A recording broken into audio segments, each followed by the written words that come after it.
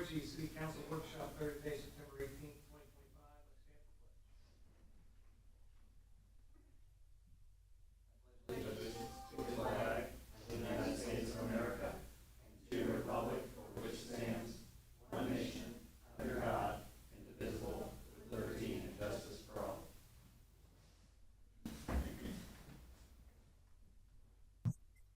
Madam Clerk, roll please. Mayor John Eric Hoover, Here. Vice Mayor Chris Mayer, Here. Councilman Robert Hubbard. Who's going to be absent today, correct? Yes. Okay. Let the record show that Councilman Robert Hubbard is absent from today's meeting. Councilwoman Lisa Burke. Here. Councilwoman Christine Sullivan. Here. City Attorney Nancy Meyer. Here. City Manager Andrew Butterfield. Let the record show that our City Manager Andrew Butterfield is absent from today's meeting. Thank you. Okay, first up is comments from the general public. Open up for comments. There's no public here. Nobody online, I believe. So we'll bring that back to the council.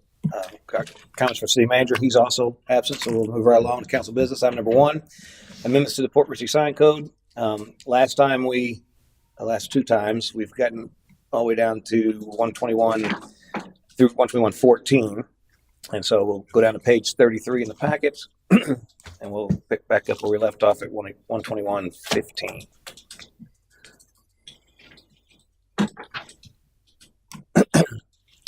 Which is enforcement.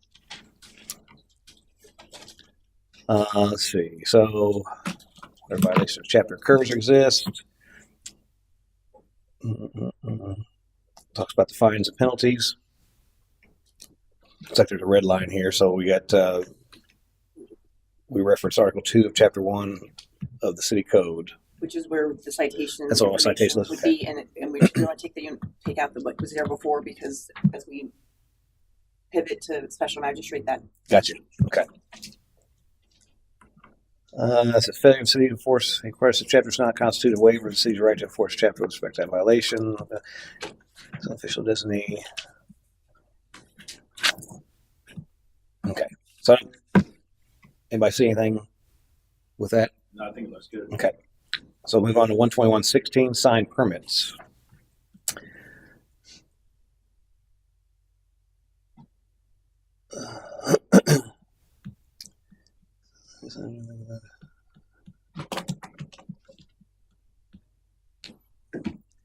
So Nancy, I know I think 121, was it 121.4 that we skipped? No, let's see. It was 121.4. There was something about,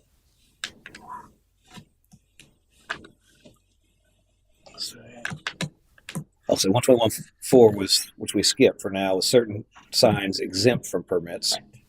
And so this is talking about the actual permitting process for the signs. Right. And so this would apply across all signs unless it was in 121.4. Yes. It seems like these seem like it should have this first, and then maybe the. I don't know if we And maybe we talked about that last time, that you might want to reorganize. Yeah, maybe take that out, roll Absolutely. everything up, and then like 121.16 be sign permits, and then 121.17 It's be- exempt. be exempt. Yeah. So Or could you maybe roll that into? I would keep it separate. Keep it separate. It's distinct and easy to tell, which section you're dealing with. Okay. Do you have a question, Chris? I did find permits 121.16A. No person shall erect, assist in the erection, construction, maintenance. Now, help me understand that, Veronica, if you will, maintenance of a sign. I need to get a sign permit to maintain my sign. No. That's what it says. Yeah, we probably should strike maintenance Yeah. because you're going to change the lighting or something like that. I mean, you maintain signs all the time, but every 5 or 6 years they look like Repaint, garbage, and you got to posts. redo the plastics, and you got to put new lights, and you got to do all that stuff. And I don't think you should need a permit to maintain your sign. Well, it depends. So if you're maintaining a sign and you're doing electrical work or you're refacing it, you would need a permit. But the actual maintenance, if you're cleaning it, if you're, painting it, things of that nature, it wouldn't require anything. So if It says repair of here, so Mhm. maintenance would be separate from. let me give you an example. If I had a sign that had colored letters, let's just say they were A, B, C, D letters, and they were individually encapsulated, and the faces of those were colored, and I needed to, over 5 or 6 years, they fade. Now UV it was, used to be UV pink and now eats it it's up. I'm going to go white. and replace them with the exact same letter. I'm going to put the same plexiglass, whatever it is they use, Lexan or whatever, back in there. Do I need a permit to replace the faces with the exact same faces? Technically, yes. Technically, yes. Now, That's like getting a you know, permit a for building paint. official at that time can say, you know what, let me see the scope of what you're doing. And then at that point, he may say, you know what, it's considered maintenance, you don't need it. Generally, for signs, when people are maintaining them, they don't come in, we don't see them. It's not a problem. It's Can only we- when they're changing out the types of lights or they're refacing the surface, the signboards, things like that. That's where where they would need a permit. I would suggest we We strike- strike we strike maintenance maintenance. completely. Now, give me a little walkthrough on repair. Okay. So there's a storm and it blows the plastic, out of my sign, and I go back to the sign shop and say, "Hey, man, your sign blew out in my parking lot," and he makes another one just like it, puts it right back in. Do I need a permit for that? No. Okay, so we can pull repair on it. Yeah. And you mentioned electrical, and from a house perspective, if my outlet goes bad, I can replace my outlet without getting a permit. You can replace the outlet, Right. the receptacle cover, but you can't replace the wiring. You, The well, you electrical can portion replace of the it. receptacle as well. You can replace the receptacle, which Right. is the You just can't run a new circuit. correct. So that's, I really don't see that there's any maintenance or repair. Validation. Yeah, as long as you're not changing anything, you're just fixing it or, sprucing it up or whatever. I don't think we need that language in here for. I mean, we're hoping and praying that these people out here in the city, because some of these signs look like they've been there since 1962, and they haven't done anything at all. And a guy that goes out there and makes his sign look beautiful like the way it was, maintains it, I think we should probably just strike both those things out of there. That's my opinion. That's any issues you see? Anybody? That's more what they see and what they would require. Yeah. Is what they are. So by consensus, I think let's strike maintenance and repair off. And with respect to you, Veronica, and your department, you already said that we're not really getting applications for that stuff anyway, and you're not going out there and looking around for it either. So why would we have it in code? But the code says you're supposed to, so we need to take it out. That's hold on. That's what I'm talking about. Yeah, you're right. I'm It's a good call. It's like, yeah. That's what I think. I think the conversation is what you had. What does maintenance mean to the building department, and do you need a permit for that? If Right. the answer is well, no, Yeah, exactly. unless you're going to do more extensive, but it's more of a repair, maybe a right to repair out too. But you get my gist. If what they expect jives with removing those, I think you're Yeah, because technically you could have a building official in here or a code enforcer that drives around, sees you painting your sign pole, could flag stop work on you because of this code right I here. mean, after the storm, all those Right. faces blew out in the middle of the parking lot. No, good call. Let's see. A sign.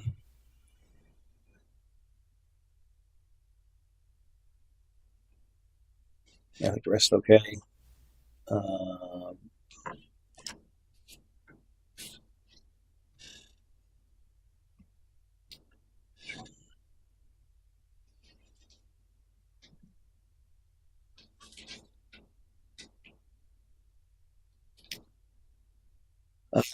So they've got 30 days to complete. Is that standard across building permits? That's Florida statute. 30 days. 30 days. That seems like a long time, but 30 days for what? I'm sorry. to get the permit approved. under subsection C. So you guys have 30 days to approve it. Okay. Yeah. That probably doesn't take 30 days, does it? No, I didn't think so. I think that just gives you enough time. Uh-huh. The next one seems long to me, the time 90. limitations. 90 days or 6 months to do something and then 2 90-day extensions. That seems long. Well, 6 months, right? So remember, that's the same as all permits. They're good for 6 months. And if you need extension, you get 90 days twice, I right? think that's reasonable. Don't you? Yeah.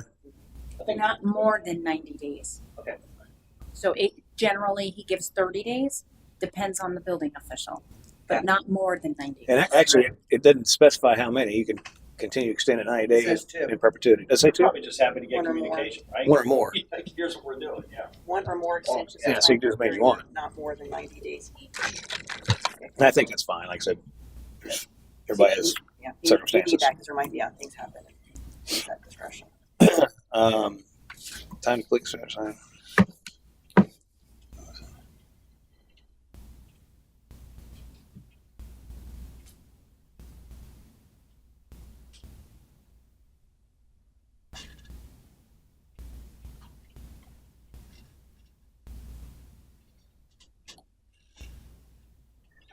So this red addition issuance the sign permit is just construction permit pursuant to Florida Building Code, and the issuance of one does not satisfy the permit requirements of the other. My guess is that's from Attorney Eschenfelder that is the situation he has seen, and so they're addressing it so people don't have any misunderstanding. So does that mean you couldn't have a permit that includes a sign and something else? No, it's just saying if the way I read this, if you get a sign permit, but you're also getting some other permits for some other kind of They have to be construction, separate. You they're can't. going to be separate permit You requests. can't, you and can't one put your doesn't mean sign you get the permit other. in your remodel permit. It's got to be two separate. Yeah. So And now not, you have it's like I'm sure you've seen this. Well, you approve my sign permit, so I can do construction. Well, no, it's two different things, and that's just making sure that's or understood. vice versa. Yeah, right. Got Okay. it. Understood. A yes doesn't mean yes to everything necessarily.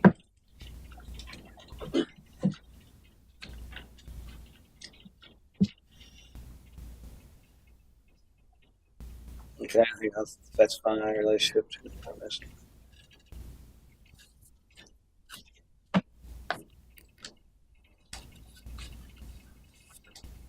So, relation to the permits. No permit for any on-site sign shall be issued by the city until a building permit or development permit has been issued for the establishment to which it relates. That doesn't make sense. I would remove that because we don't do that. I mean, if someone applies for a sign permit ahead of their construction, we don't deny What if there's no construction? that. Yeah, what if there's no construction? Why would you put a sign? Give you an example. If you're going to have a Something's coming. yeah, Coming yeah, soon? Yeah, we wouldn't deny somebody the opportunity to put a sign out. well, that's what it says. Though you can't issue the permit until they have some other development plan.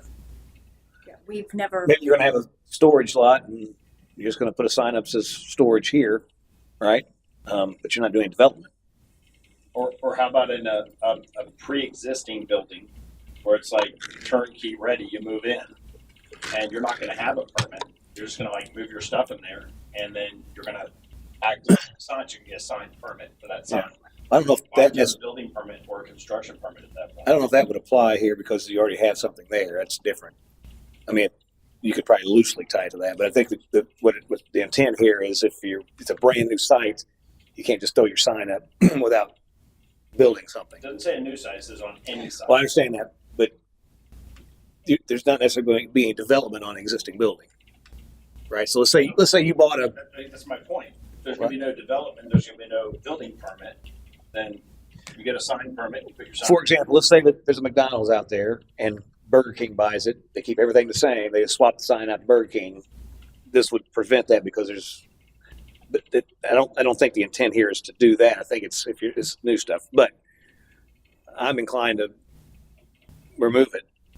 You say not to. No, she said to remove it. She wants to. Oh, I thought you said to keep it. No, I thought you said don't remove it. Oh. No, well, let's strike G then. Any objection to I that? think he just wants to take a contrary position to anything you No, say. that is not. That's what I heard. That's what I heard. I'm grateful, Monica, that No, you feel that, I mean right? this one, not you. I'm gonna play the tape. I thought you said don't remove that. No, she said That's what I heard. No, I heard her say no. I heard no. Wait, I'm gonna rephrase. You just assume she's saying the opposite. Yeah, because she. That's probably a thing. That's right. That's I heard you. That's fair. Right. So G is gone. G's gone. Thank you for that, Veronica. I should listen more closely next time. That's why we were struggling, Veronica, just so you know. It's because we all heard something different. I was wondering why Yeah. everyone. I was surprised. I was thinking they wanted to keep it. I'm like, this surprises No, me. no, no, no, no. No, well, I mean, the intent of that was I don't think it was like I said if it was building already there, it was like a totally new development, but you could loosely tie that to anything. Okay, so that finished. Anything else on 16? 12116? No, I'm ready to go on Okay, to that. 12117. This is all new stuff, right? Yeah, all new stuff coming down now. So right of appeal.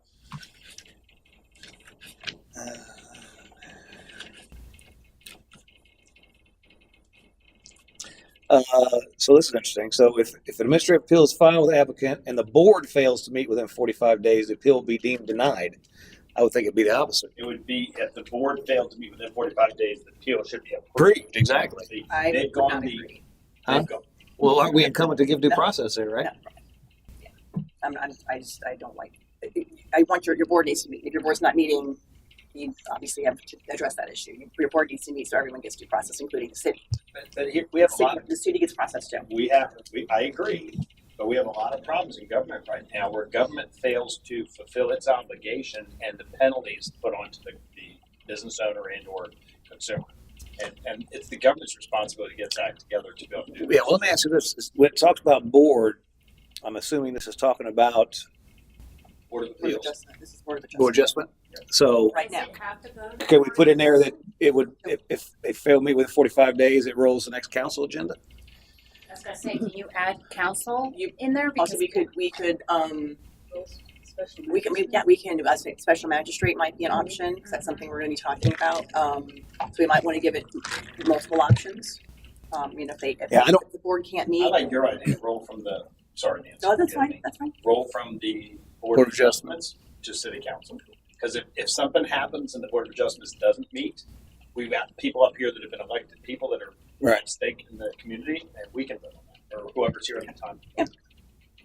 Don't we oversee the decisions of board adjustment anyway? No. So they're final? No, they're final. Well, for variance, they're final. There might be some things that depending on the municipality, there are some things that Board of Adjustment could then come to the council. I don't know if there's anything here currently that can do that for. Yeah, I don't like it automatically being approved, but I do want to make sure that things continue to tick. So if we could bring it to council after that, next event, maybe not next agenda, but Because at the Next- bottom it next- says next- no right of appeal to city council. At the bottom of that. Such determination shall be conclusive and no right of appeal oh, to right. city council with respect to such action shall exist. So you have to take that out. It might be better, and I mean, it can go either way, but maybe you do have a social magistrate for this town. You have a contract with two different people. So maybe the better idea would be to leave it with Board of Adjustment for now. If they can't meet, it goes to special magistrate. I don't agree. You don't agree? I don't agree. Why? Because special magistrate, what are they gonna know about our town or what we do here? or That's- something? Well, that's Well, it's application of law. It's you have a process. It's just like a variance. A variance, there's 10 criteria. Do you meet them? Do you not meet them? That's all. That's what special magistrates do every day. That's what they're. And so the board of adjustment would be in a quasi judicial capacity when they do this. So actually, a special magistrate would probably even be a better decision maker because they have a law background, supposed to. Yes, they're what usually. That's what they do. So we're gonna take out the city. We make the law. So if you don't like, for instance, if you don't like what the appeal process is legislatively, we could change what those criteria and all that is, but the application thereof, all we would be doing would be applying that. We couldn't make any. Do we have a special magistrate? That's Yes. what we talked about? Yes. Yeah. Well, you have a contract with two different people that right now are doing your red light camera hearings. Oh, good. That's new, right? I think it's been going on, but since I've been here, we now have contracts with those people. We didn't It's have always those been done before. Yeah, that you've had the magistrate, but without the written documentation. So you have that now, but this last time, when Matt was still here, when they re-upped the contract, we added code enforcement. Okay, there we go. Has that been enacted? Not yet. No, that's a conversation Okay. you guys are going to be having. Okay.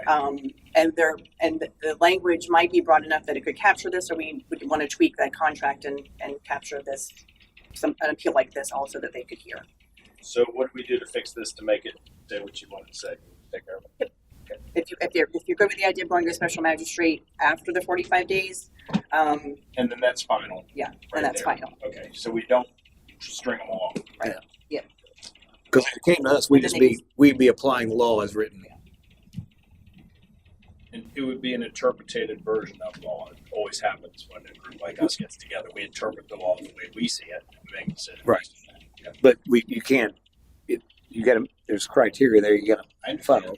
I understand. There's always. Well, there's some interpretation, sure, but it's I wish it was as simple as just being. the goal is be as less But once interpretation we as get out of the possible. I run these meetings. It requires a little more Right.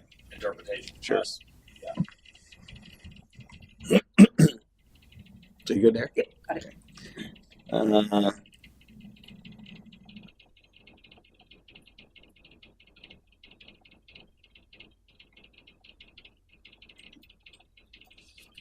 Can I ask a quick question? Yeah. Can we move the 45 days to 30 days? Isn't there a timeline requirement to that though? For notice and everything? It's 30 days. Well, I the just only problem don't is, know let's say the Board of Adjustment just met, and they would, I mean, if they're on a 30-day cycle or whatever, you can shorten it, but Yeah, They can meet quicker than that. It just gives us the outside number. So I wouldn't want to shorten it. But obviously the goal would be to get it there as quickly as we could.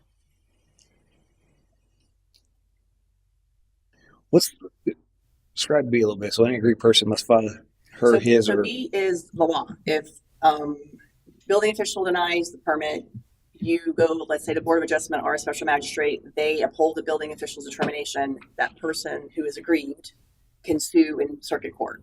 okay. In theory, cities can also sue in circuit court if they feel like they're the ones aggrieved, but Do- you don't usually do that in And, this situation. and this may be silly, but it's her, his, or its. Can we just change it to their? Where are we at? Or A, any agreement. Must file. Yeah, exactly. You know, I don't think Oh, they yeah, need yeah, to no, call I out all agree. these different We don't see that pronouns. kind of language That's- anywhere else in the code, so. That's the drafter. That's, yes, I agree. I can fix that. Somebody's trying to be really politically correct He there. is very correct. Yeah. Did you see the whereas clauses? Let's go back to that. He's very, very correct. Okay. Anything else on that? Okay, we were on section 121.18 variances. This is a quickie. I'm saying if the city code, the only variance that may be applied for from board adjustment in connection with signs in the city is a variance from required setbacks.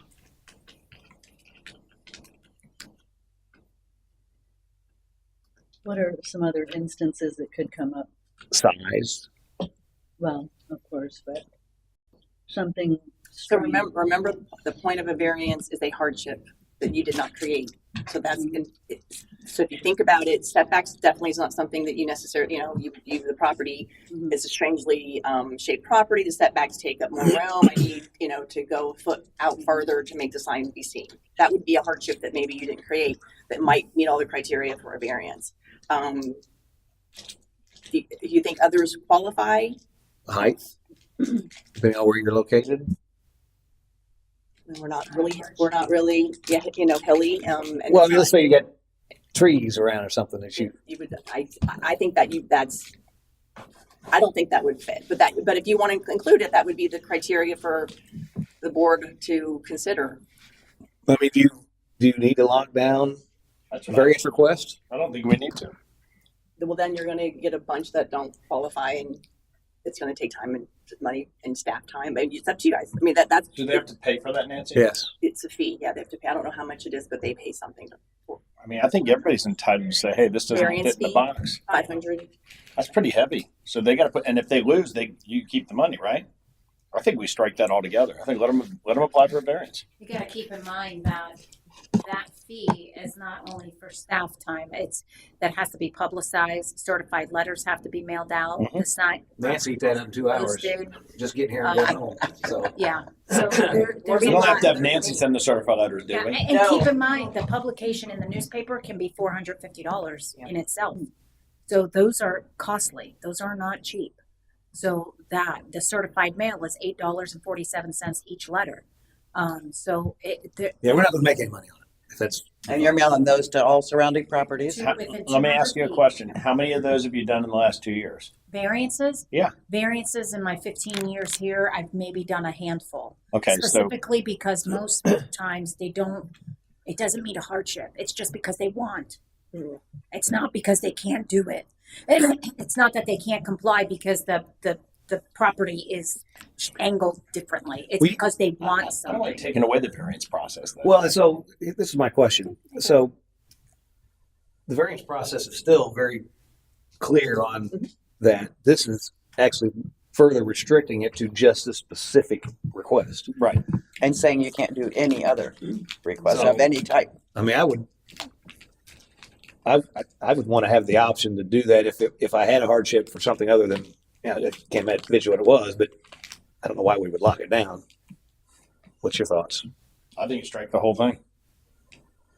I'm striking. It's only a little handful she's dealt with in 15 years, so it's not like it's this big problem.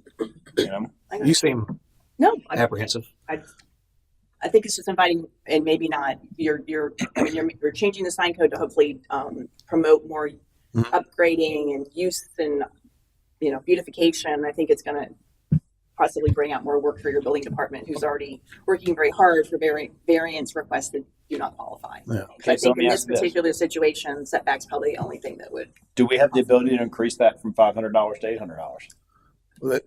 Yeah, you can change your permit fees. So strike that and increase the permit fee for a variance for a sign to $800. So if there's not enough money there to advertise it and do the postage and all that stuff, put enough money in there to make it work. We can look at that. One thing we're dealing with right now, and I'm sure you folks are dealing with it, I'm dealing with it. I just paid a $540 parking bill over at Tampa Airport. I pulled out. I was expecting like $300 and I was like $540. Everybody on the planet is charging more for stuff right now. So for us to think about that is a whole nother issue. It's costing us more for employees, insurance, and everything else. We need to increase everything as well. I'm not saying I'm going to whack everybody over the head, but in a case like this, where they're going to require us to jump through hoops and do lots of things for them, if $500 doesn't cover the budget, then we should think about upping that fee. Well, that's not. She said that. We That was need to- already in my. That's something that's going to be coming before Andy. We've discussed it briefly in the past. Our fee schedules are rather low from what we're seeing being charged now. Where it's not that the city's trying to make money off of these projects or off of these things, but the city is having to pay for things because, like I said, the publication alone, depending on the time of week you publicize it, we've had it as high as $640 a publication, and How if we're long only is it? collecting $450 on an application, It should we're cover not you. even covering It needs to cover half the of what costs. we need That's to the do. point We of it. still have to, It's been that rate for years. yeah. And so, well, the last time we did it was in 2021. So that's something that really needs to be should be looked at every 5 years and go through all of our fees and everything we're charging.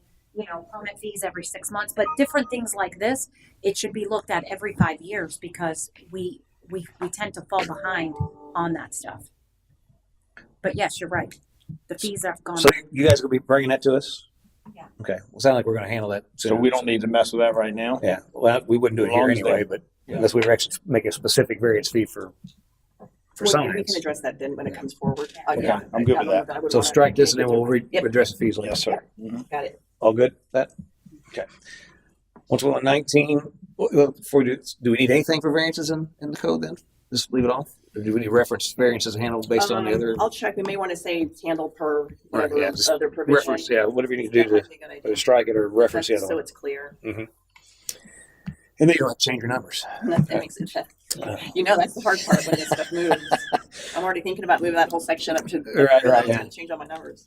12119 inspection. Business office may make or require any inspection to ascertain compliance with business chapter. I guess fine. Who is our zoning official here? Tony, He's building and zoning. There's two people. Is that not normally two separate people? depending on your side, but It's usually one, I think, Really? from what I've seen. I'd say from In the places. past, we had a zoning administrator. That's what I was thinking. There's like a Trust me. zoning department and there's a building inspections department. So you Yeah, have a buil- generally in a great big scheme, you have your building, you have your floodplain, and you have your zoning. in the absence of a building inspector, are you our zoning person? Yes. Okay, good. That's all I want to know. I want to make sure we have somebody there that can actually wear that hat and stroke the pen and make decisions. Okay, good. Thank you. so I'll go with that. 19. Moving on to 12120 sign construction specifications. Florida Building Code. Paper, cardboard signs prohibited. Cloth or plastic fabric banners may only be used for temporary signs.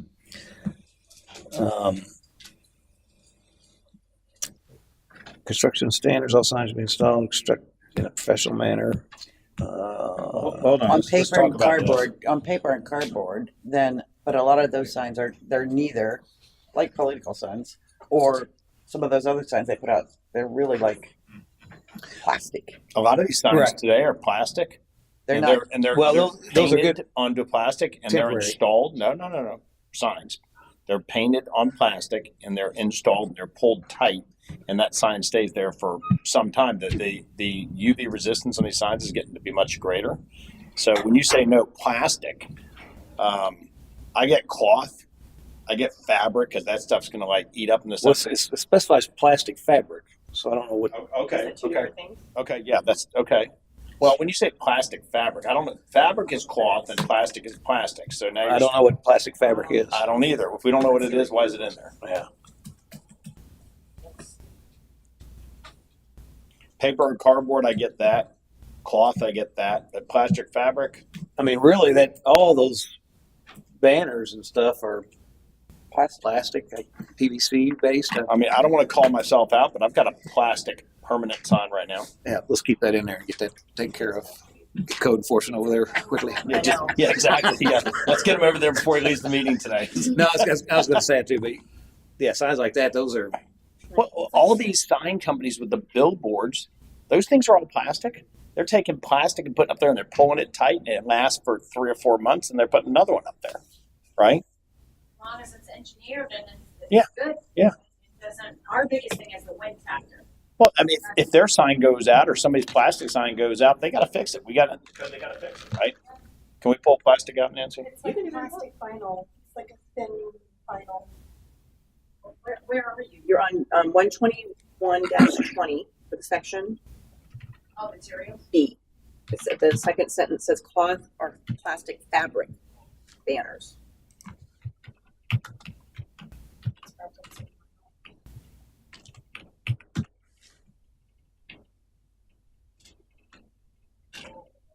I mean, let's think about this. Somebody comes in and this is for permanent signs, correct? Yes. I don't know that we need, well, or this says we can't make materials out of plastic fabric. Plastic fabric is vinyl based on what you're telling me, Ashley, Yes. right? It's a thicker vinyl. Veronica, could you give some expertise on this, please? I'm sorry, I was No problem. doing something for Adam. Can you have a permanent heavy duty vinyl sign correctly installed that looks like $1 million? Can you do that? Or you can't do that? Okay, so what's your question? No, This is new language. Keep this in Yeah, mind too. yeah, This- this is new. This is proposed from. I'm trying to clarify whether we keep it or pull it. Yeah. Under 121-20, sign construction specifications, materials. Paper or cardboard signs are prohibited. Cloth or plastic fabric banners may only be used for a temporary sign. We don't allow temporary signs in the city, right? Yeah, we have temporary signs. Some temporary. We allow temporary Yeah, signs. you do. I think it's in the list we haven't gotten to yet. The one we skipped. No, that's permanent stuff. And usually those are used when, the sign company is creating their sign. They want to put something up. That's usually when we'll see that. You don't see it very often, but you will see the vinyl signs go up a lot. So why don't we name it in there? Why don't we say cloth or plastic Vinyl. sign or vinyl signs are allowed if they're in a progression to a permanent sign? Does that make sense? Well, that's why it says Well, now it's only used as Yeah, temporary. one, which that would- it seemed like the only thing we probably want to do is scratch plastic. Just make cloth or fabric banners may only be used for temporary. And that solves the issue. Okay, Agreed? Everyone agree? Agreed. I'm agreed. Plastic is gone. My right hand lady. Carrying a lot of load over there today, aren't you, Christine? What's that? You're carrying a lot of load over there. Got 2 empty seats around you. Construction standards, I think it's a, see, all signs shall be installed in a professional and work-like manner.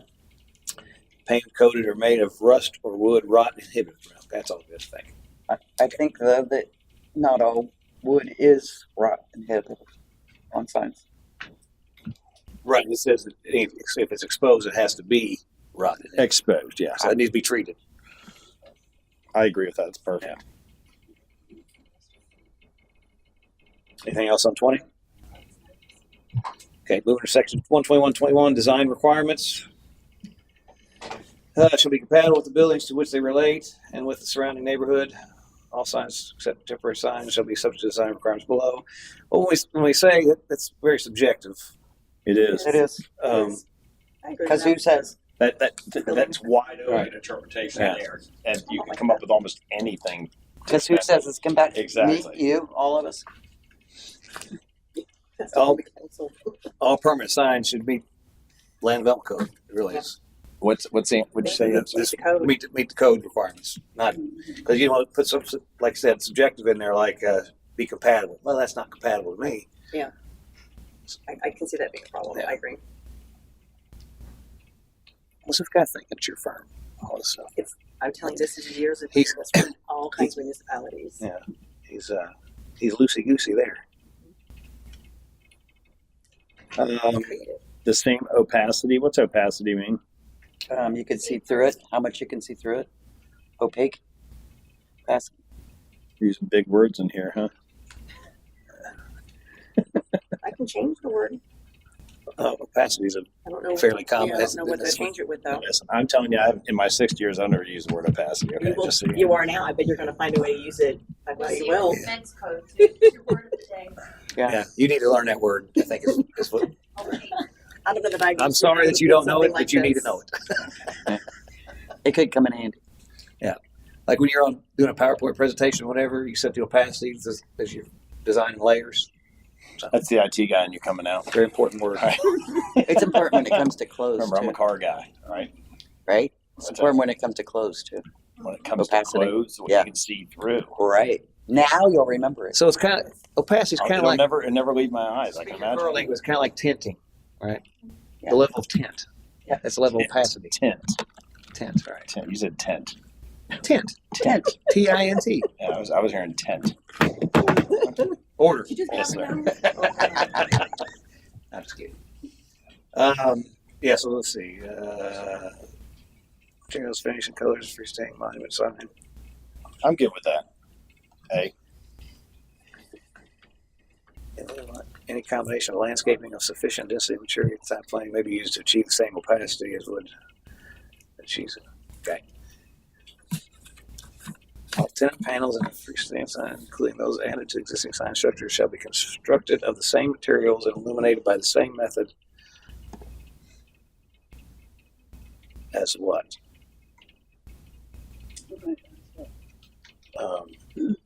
that's kind of weird. That's one That B another is weird. code, right? Yeah. Limited by the like So in a case where you have a freestanding blown plastic sign, and then you have a LED sign, they're not going to be the same light method, and they're not going to be the same materials and all that stuff. So that doesn't make any sense at all. Take out the illuminated by the same method. Leave Or how about take out constructed of the same materials because they're not constructed. I think the whole thing's got to go. Yeah, if you take both of those out, you don't have anything there. So That's right. leave Yeah, okay. those.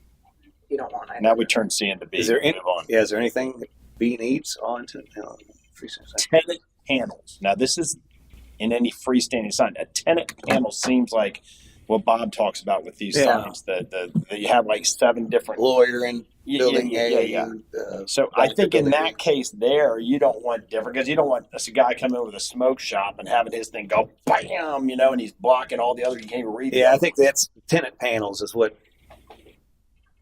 Yeah. Let's make sure that's what we're That's what talking that- about. Yep. Yeah, Hey, it this is. Port City sign. Yeah, it looks like from what I just pulled up on Google, it looks like what you're talking about is like the big So sign. I'm Yeah, okay with that. yeah, that makes sense. That's good information. Yeah. I see. Yeah. Christine, is your microphone on? Sorry. but the only thing I don't maybe agree with is color because all businesses have different colors. I can visualize one of these signs, but it's in Newport Richie, so that's not very helpful. But I can see that if they were lit with different colors or something, it would be very strange. They're like a white, nearly opaque, I would say, and it has this each business name. So if one had a blue and one had a green, and some just had the Actually, one you pulled up White right there lights, is, I have one of each. I don't know if you They want to look share kind that. of This, yeah. this one shows different colors. This Oh, one's all one let color. me search tenant panel. Yeah, I just Googled it. Yeah. You should get that. So you can kind Can of I see. share? I like font size, illumination. The only thing you might run into there is somebody's logo, Yeah. you know?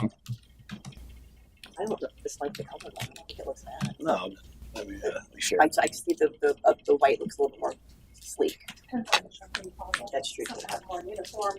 Yeah. Ones, others allow just their whole logo. Yeah. They're The saying ones that are if each one totally of these uniform in color were lit and differently, font size and everything, that's what they're you can tell saying. What it's all blends you together. can't see that One. happening. It's like a sign. Here's one multicolored. If it ever comes up. No, that's not what I clicked Yeah, on. because then you can tell what's what. You can kind of see it on Oh, the you're screen. saying, oh, it's like the text, not the back. It's the text, The it's the color. illumination, the lighting. It says panels added to existing signs shall match the existing panels with respect to their color, materials, font size, and illumination. Nope. So to me, that I it's thought- uniform. Illumination, yes. Illumination, Yeah. yes. Color and font size, no. No. I agree with that. So that's got to go. Yeah. Illumination's going to No, be one that's- common background. It's easier to read when it's different. When it's the same, it just Yeah. all Yeah, runs that's what I was together. saying. Yeah, Right, that no. starts to look like a phone book. You're like, you know, It's gonna have one light behind it anyway. Yeah. exactly. All right, so remove color and font size, Mm-hmm. and the first sentence is going, right? So we're getting no. We decided. Sorry, No, it's that all, was the last. No, because we conversation decided before it's we knew what we were technical. talking about. Now we Right. know what we're talking about. Okay, I'm caught up again. yeah, so just the color Yes, and font size. and font size. Okay. Right. just The respect materials their- are fine now because they're all the same plastic That's the panel idea. or whatever. And then freestanding mime sign would be landscape.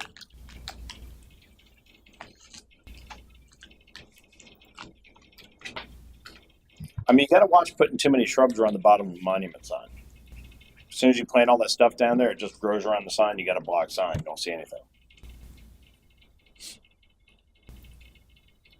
Trees, shrubs, those are all things that like grow up and block. You know, this just keeps you from being able to put a sign and that's it, right? I think the idea is to make it. Put some You can flowers see the around bottom it, of the sign. mulch. It makes it look better. Yeah. It's aesthetically more pleasing. I- And if it's too tall, you know, you need to remove that tree or whatever and put something that doesn't. Whose interpretation are we going to have on this? Just landscaping. I mean, So, like, you can't just if put a you piece saw of concrete this and and sign. you saw it and they had two plants there and some rocks, That's you'd go with it? landscaping. Okay. You're not saying how much landscaping, just you can't just Make it prettier than the. You need to do something. Sticks up on it, maybe. besides just put the monument there. Okay. I think it's fair. Could you also put in there common rocks? I mean, business people don't want to go out there and redo this stuff every year with new stuff and replace plants. It gets expensive to do that. Look. So What do you mean?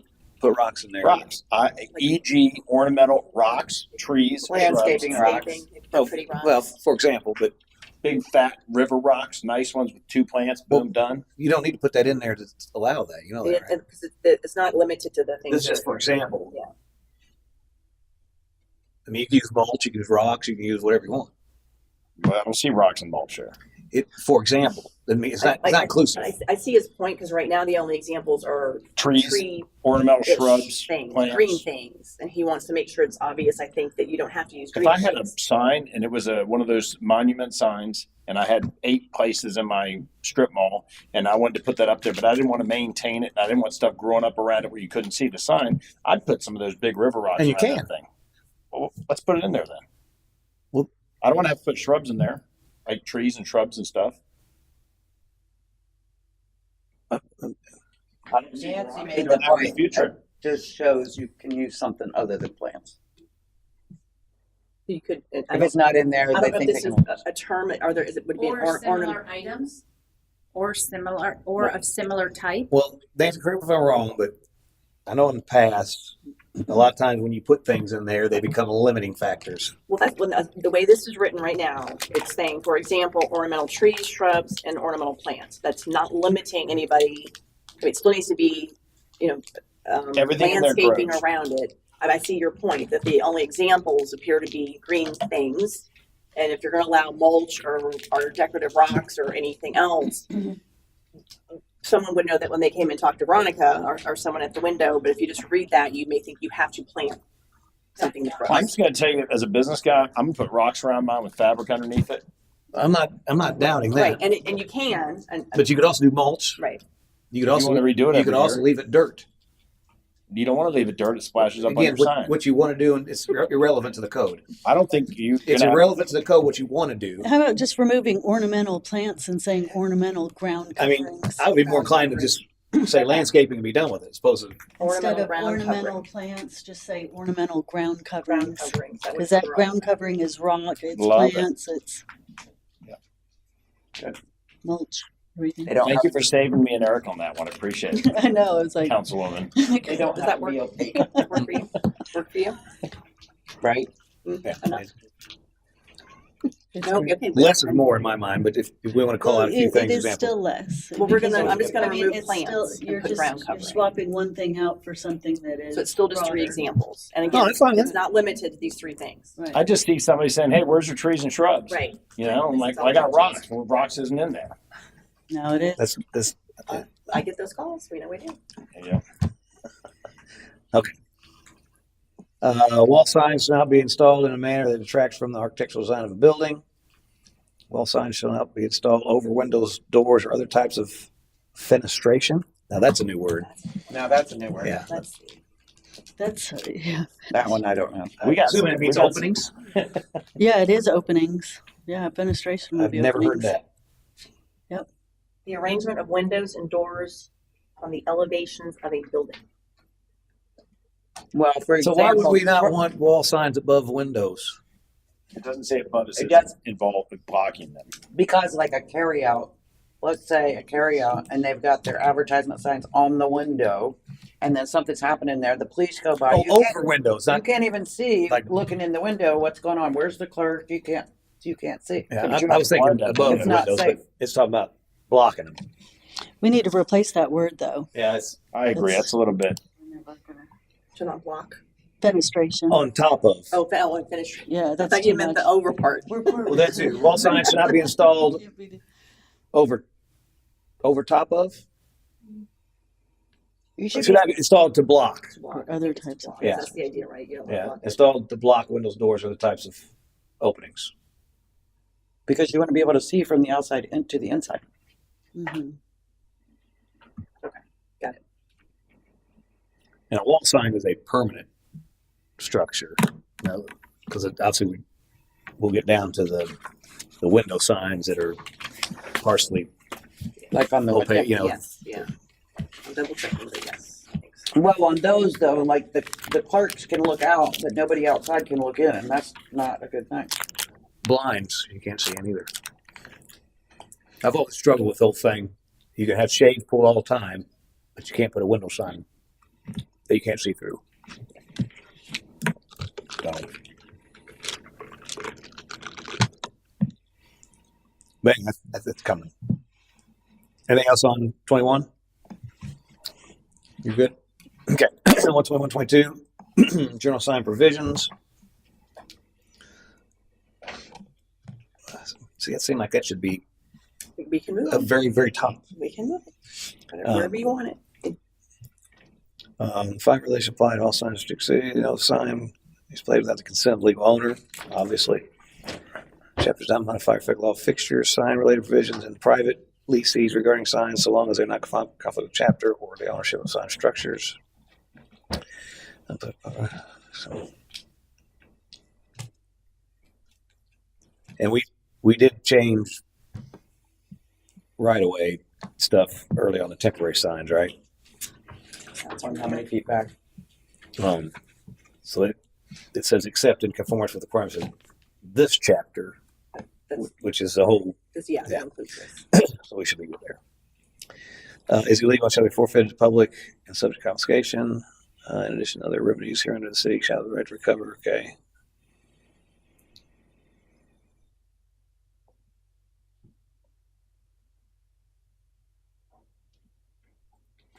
Okay, no sign shall be erected so as to obstruct any fire escape, required exit window or door. Oh, but maybe we should put fenestration in there. Where you at? D. It's gonna be our new word. Yeah, You gotta watch how much rope we give them. Illustration to that. yeah, I'm gonna use that occasionally. I think in this code here, it should be simple. Yeah, you should. Oh, This is for the general person Right. to, Right. this is not somebody who's, you know, This is the first time I've seen fenestration. It kind of It does. It really does. I really shouldn't Really have dirty to ask way to what talk that about means. Who say wrote this? I'm not saying that. Huh? What if he's Well, listening? tell him we And appreciate he may be here. the linguistics lesson. No sign shall be erected so as to It obstruct. wasn't me clearly because I've never heard it. No sign shall be erected with which interferes with any opening required for ventilation. Okay, signs should be maintain minimum 6 feet horizontal, 12 feet vertical clearance from electrical conductors and from all communications equipment or lines. Now this is interesting. I mean, sometimes you have power lines going to your building. I mean, Right. a sign could very well have a connection right Could have, behind it. but it does have a power line going to it. Yeah. You know, I actually have that sign right now.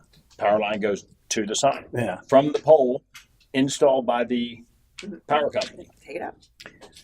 Sign shall, I'm trying to figure out what they're trying to get here. Sign shall maintain a minimum of 6 feet horizontal and 12 feet vertical clearance from electrical conductors and from all communications equipment or lines. It could be the product of municipalities that don't want that look of the lines near the signs, and that's just the way they've worked around it.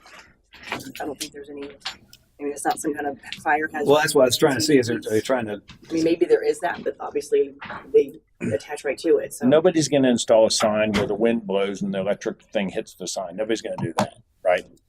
But maybe this is keeping them from doing that. But 6 feet and 12 feet, that's a lot of runway for a sign that could be powered up. Yeah, it's huge. Mhm. Yeah, I think we take it out. Yeah. Can we take it out? I would double check that one against. Yeah, I think we lean towards removing it, but if you can follow up with him and see if there's some kind of reason. Yeah, I'd code. like to hear Tony's reason for that. Yeah. Wouldn't it be the Tony buil- didn't write this. This is yeah, no. Well, this is the This is a building lawyer from our official. firm. Yeah, that doesn't mean Tony might Well, know a reason. I don't why want he the should do lawyer's that. perception. I want Right. Tony's perception. yeah. From my understanding. Well, yeah. I understand. I'll see what I can find out. No disrespect to any of the attorneys. Trust me. As I said, this is a product of him doing this for many municipalities, and kind of what most of them have wanted or We needed. might have something in here from Right. yeah. I get it. So, like I said, this might be a community that wants a certain look, and they don't want near the sign a Electrical wire hanging in front of it. and that's Yeah. what they've come up to come to do that. So, or it may be that there's some building code purpose for that, and if there is, we're going to figure that out. So then G kind of follows on it. Signs and their supporting structures shall maintain clearance and non-interference with all surface and underground facilities and conduits for water, sewage, electricity, or communication equipment or lines. Placement shall not interfere with natural or artificial drainage or surface or groundwater. I think that really probably covers it. I think that covered the Don't previous one. if it doesn't interfere, you're good. Yeah. No sign shall be attached to a standpipe, gutter, drain, or fire escape, nor shall any sign be installed so as to impair access to a roof. Okay. The building official may, actually, you know what? Going back to the fire escape. There's usually signs on this. Yeah. What's that? Usually signs on fire escape. Yeah, you would have sign on a fire escape. You would not have a sign on fire escape. Well, would you? Not in shop here, but it'd be signs for the fire escape, how to operate it maybe, or Well, that's use in case of different. emergency. Right, and it That's wouldn't impair different. your Those are access. instructions. Those Yeah. are not advertisements. And it's not going to impair Well, signs don't necessarily signs attached. mean just advertisement. Well, I mean, a sign that says, "Hey, pull down on this ladder." That's a sign. Well, it's still a sign that has a message, but I think that the important thing to think about in H is that sign pull here is not blocking. The whole point of this is not to impede access. So there's Well, it says no sign should be attached to a standpipe, drain, fire escape. nor shall any sign be installed as to fair access. So I think, Notwithstanding instructional signage. I mean, as long as you're not impairing the access, what does it matter? As long as it meets all the other requirements, I guess. I mean, think about a fire escape. Fire escape, you come out a window, you got a metal grated thing, and then you take 2 stairs down, you jump on a ladder, and it pulls down. This is basically saying you cannot hang a sign on your fire escape. Right, not the doorway too. Right. It's I don't see it saying, You're right. you know, if you want to get away from the fire, go this way. I don't see it saying that. That's not what it's talking about. Well, I know, but keep in mind that a sign is a very broad term. How would you like to clarify that? To me, it doesn't necessarily matter. I'm just trying to look forward to any kind of thing that we might see that solves the problem. So let's just think about this. So our building official goes out, he's inspecting the building, and he looks up and he sees a sign that says, "Hey, to get the ladder to come down, put your weight on here." What's he going to say? Take that down. Well, if he likes you, he's probably going to say nothing. If he doesn't like you, he's going to say, "I hate says you can't fire have a sign." marshal's going to come right behind him and say, "Put that thing back up," because that's a No, safety issue. the code restricts it. Technically, you cannot put any sign on a fire escape, is what this tells me. Am I reading that right? Well, that's what it's saying, but what is the fire escape? When you first brought it up, I'm thinking you're talking like the access to get to. Well, fire escape is the ladder or basically whatever metal the fire stairs that go escape, up to a window. So How about if we put in there? Put a sign on there. Who's going to put a sign on the stairs? Well, it does say not impede, and that is the whole point. Right, that- It's that not for sure. impede. It Does says not not impede the impede. access. So you can have a sign that says this is how you work this escape, because It says- as long as it's not impeding. It says, "Nor shall any sign be installed." So it says no sign, and then it says nor shall any Right. sign be So installed. you cannot have any signs on a fire escape. Exactly what I'm saying. Maybe You we can could put in there just put in except the for beginning of instructional. that, Installed so as to notwithstanding safety impair. or I think- instructional signage. Yeah, you can do something like that. Notwithstanding safety or instructional Veronica, signage, we can get sideways real quick up here. You know, it's like then chasing everything fires. else remains. It says be installed so to as to impair. ever going to have that issue. Right. I don't think it's we an don't- we issue don't have any leaving it. Big buildings. I don't. So you're right. You probably won't. But again, when I look at code, I want to write it right so that 100 years from now, people aren't saying, "Why the hell is that in there?" That should be there. There shouldn't be a sign in a fire escaping. Well, there absolutely should be instructional signs, Yeah. arrows, things that people who don't read can understand, or different languages. You know, there needs to be like hieroglyphics kind of stuff. Right, but is that direction on how to get to the fire escape is different than having a sign on the fire? But once you get there, I need to know how to use it. Well, it's a ladder. I think Yeah, but everyone hold on. states I don't There know are- that ladder. There are goes different down when I implementations get on of it. fire escapes that. Right. Well, then I think you can leave all of it, but we'll reword it to make it clear that what we're trying to convey is that we don't want to impede access, Could you do that? right? Can we Or just leave that? usage, Or Yeah, with you. I think that's clear. Well, the common door separates those two statements. If you add fire escape, I think there is cause to be notwithstanding any usage, instructional signs. or something. Safety or instructional. You could do it that way, I'll work on it. and that way they could put up garage sale today. Right. That's what you're trying to avoid. Right. Or just a way it being blocked and you can't. It tells me how to use it, but now I can't get to it. Obviously that would not. Right. Okay. Silly little thing, but I mean, if you're going to do it, you might as well do it right. The building official may order the repair of signs declared a nuisance. A sign not kept in good repair and in neat, clean appearance is public. Okay, Can we bold that? I love that statement. It's like, leave that one in red. yeah, leave that one in red. All right. Arrows. The visual, just don't put it on fire. We have a Right, problem right, in our right. town with maintaining the quality of signs. Signs out there are falling down, dilapidated, and That's something that I've already addressed with code that we're going to start looking the next week or so. We're going to start hitting the signs. it's one way. We're spending all this money to beautify our city, and the folks that are in here with their businesses, they're just falling down kind of stuff. So the visual clearance of site triangle to assure adequate site distance at the intersection of two public roadways and at the intersection of a public roadway or other private roadway and an access way or driveway shall follow the criteria of current Florida Department of Transportation. Blah, blah, blah. Okay. Notice says public safety and emergency service vehicles to rapidly locate addresses and to assist traffic.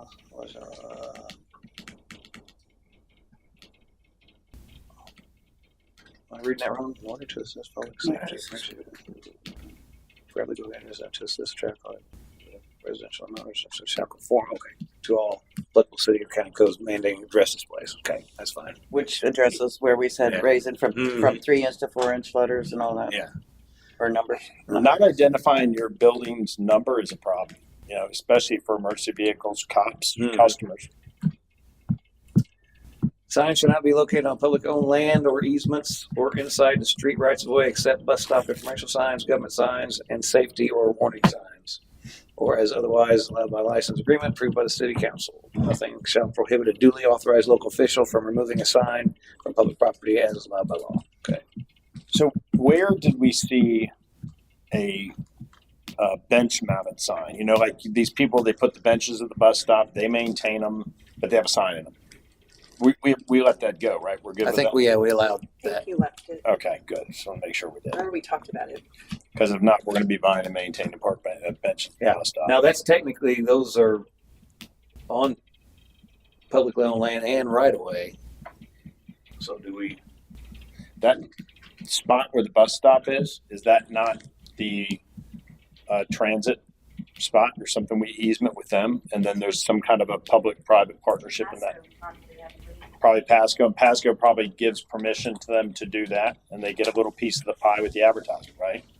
so maybe accept bus stop informational signs or bench signs as per whatever. Well, section they code. do structures too. They might build a 3-sided structure with a roof, and their panels in that structure have advertisements in the structure. I mean, I'm okay with that because they built the Yeah. structure, they pay for the structure, right? So when it says bus stop informational signs, does that not include bus stop, bench, and enclosure? Well, how do you call enclosure the canopy you stand under in the rain?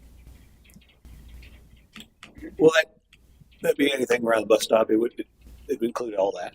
Bus stop informational signs. That doesn't tell me that.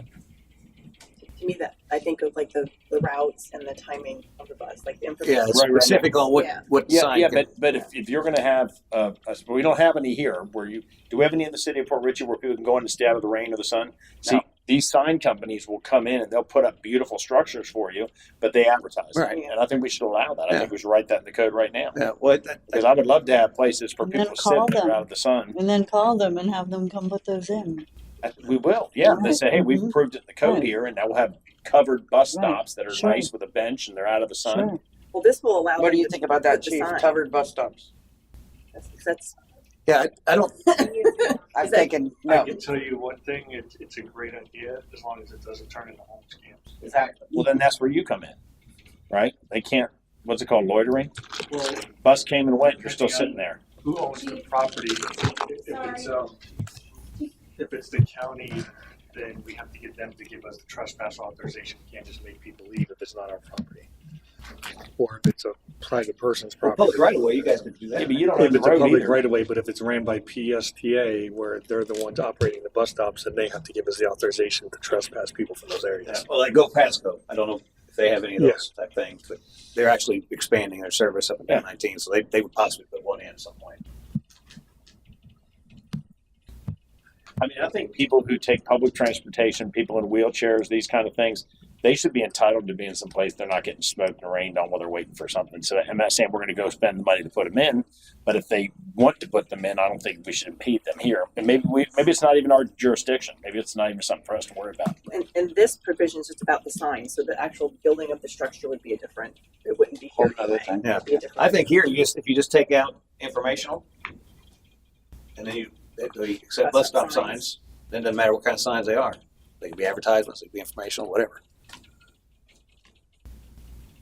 And that would also cover the bench signs as well, right? I'm good with that. Yeah. Just take out information. I don't foresee it getting up to be a huge problem. We're like, oh my gosh, what do we do? I don't see that. You never know. You planted a seed. See what happens. Sorry, you have to hire another officer to police the bus stops. No, I could tell you what other areas that have issues with that is they allow signs around the whole outside so we can't see inside as we're driving by. Yeah. And then if somebody decides to sit in there, that doesn't smell as polite as other people or has their property with them, we can't just make them leave for that because we don't know if they're waiting for a bus or not. Now, if they're laid out on a bench and sleeping for 2 or 3 hours, that's one thing. But if they stay there and the bus comes and goes, we can't just make them leave because they might be waiting for the next bus. That's where the enforcement issue comes in with those. If it becomes a problem, we can address that later, right? Yeah. Okay.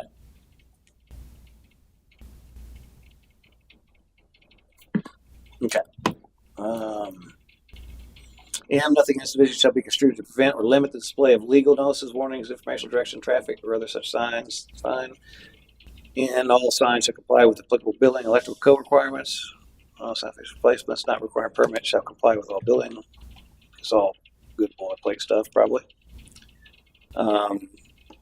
Signs of a height greater than 6 feet or within 10 feet of the right of way shall require a letter of no objection from the local power company to ensure current and future compliance. Eric, forgive me. Did you just pass M completely?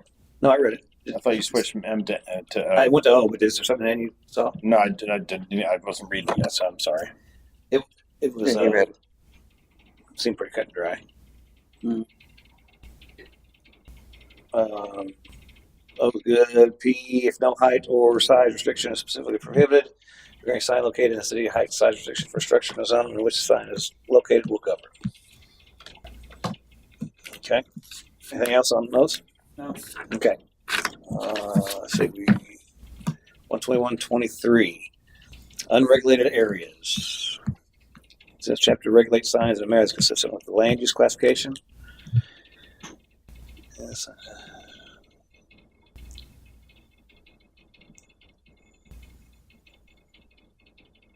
Okay.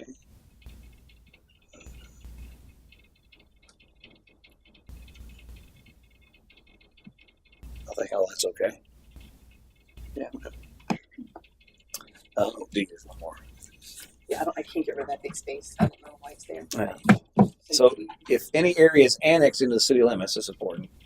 No sign except exempt signs described in this chapter shall be permitted therein until the area annexed has been zoned by the city council.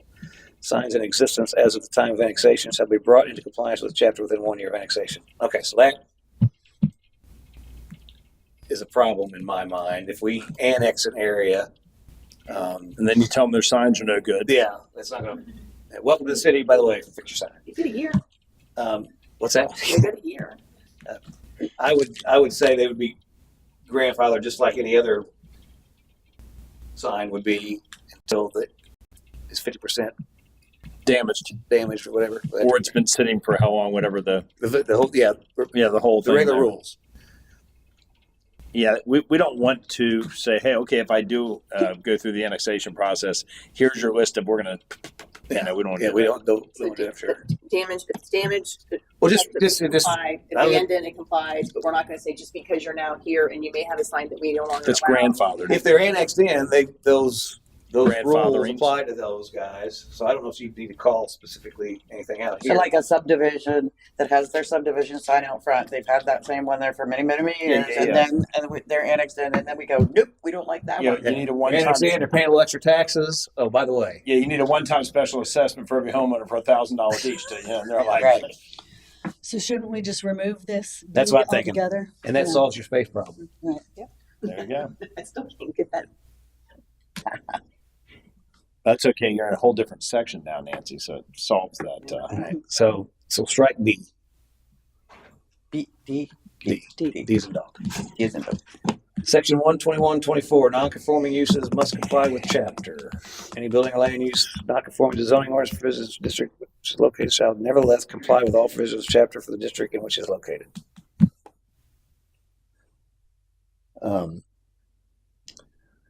So if it's a non-conforming use, how can it comply?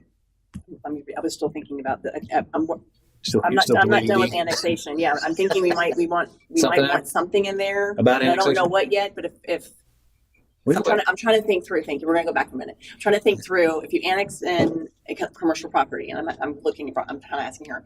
You annex in a commercial property that has a sign. Let's say they have a sign that the city doesn't allow, but you allow most signs, so they probably are gonna or that maybe it's too tall or it's too wide or it's the wrong color or something. If nothing in the code addresses how to handle that, they get to keep it. It's a non-conforming sign at that It point. falls Right, but they're under- not, but for city, they're not a legal non-conforming sign because they weren't under your provision. So a legal non-conforming means Well, it was allowed until we changed it. I guess Well, it's the same it's argument. It was legal allowed non-conforming until we- because they were annexed in and it was pre-existing, which would be a legal Right, but- non-conforming use. The code didn't apply to them until the day they annexed. It's legal non-conforming until you have Until they 50% change or it. more of Okay. damage, and then it So we don't, becomes. okay, so it would be covered. Obsolete. Okay, thank you. I had to talk that through in my head. Okay, non-conforming. Any building or land use.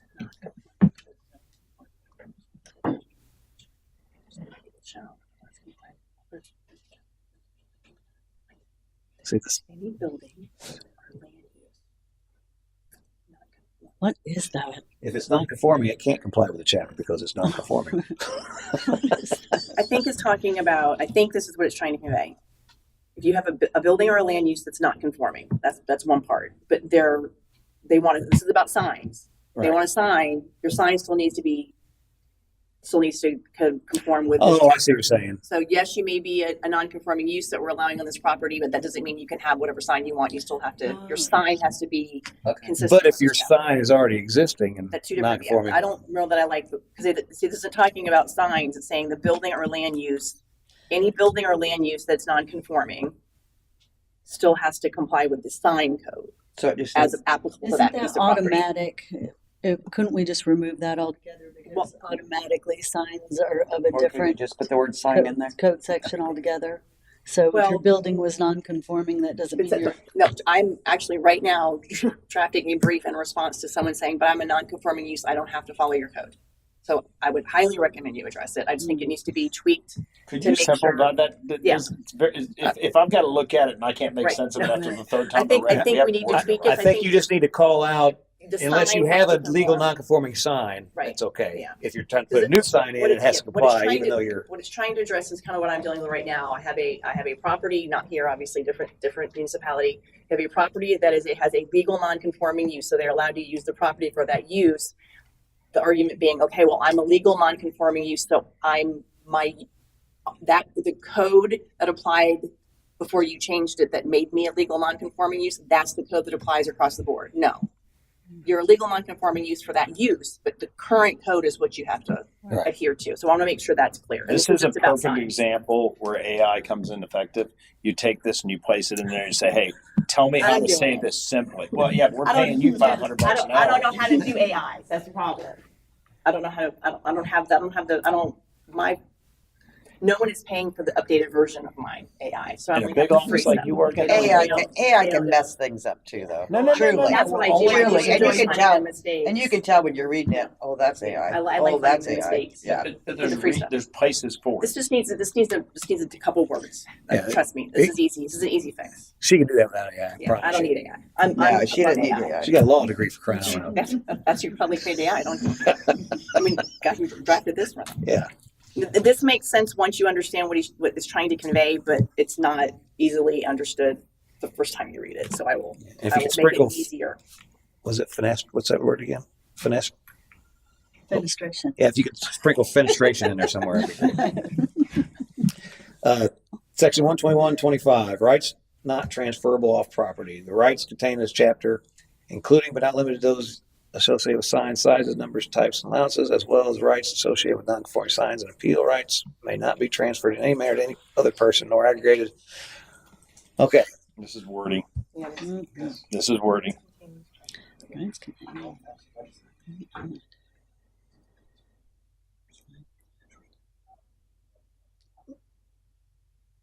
because honestly, you're gonna if you have one of these signs and you sell it, You sell the property.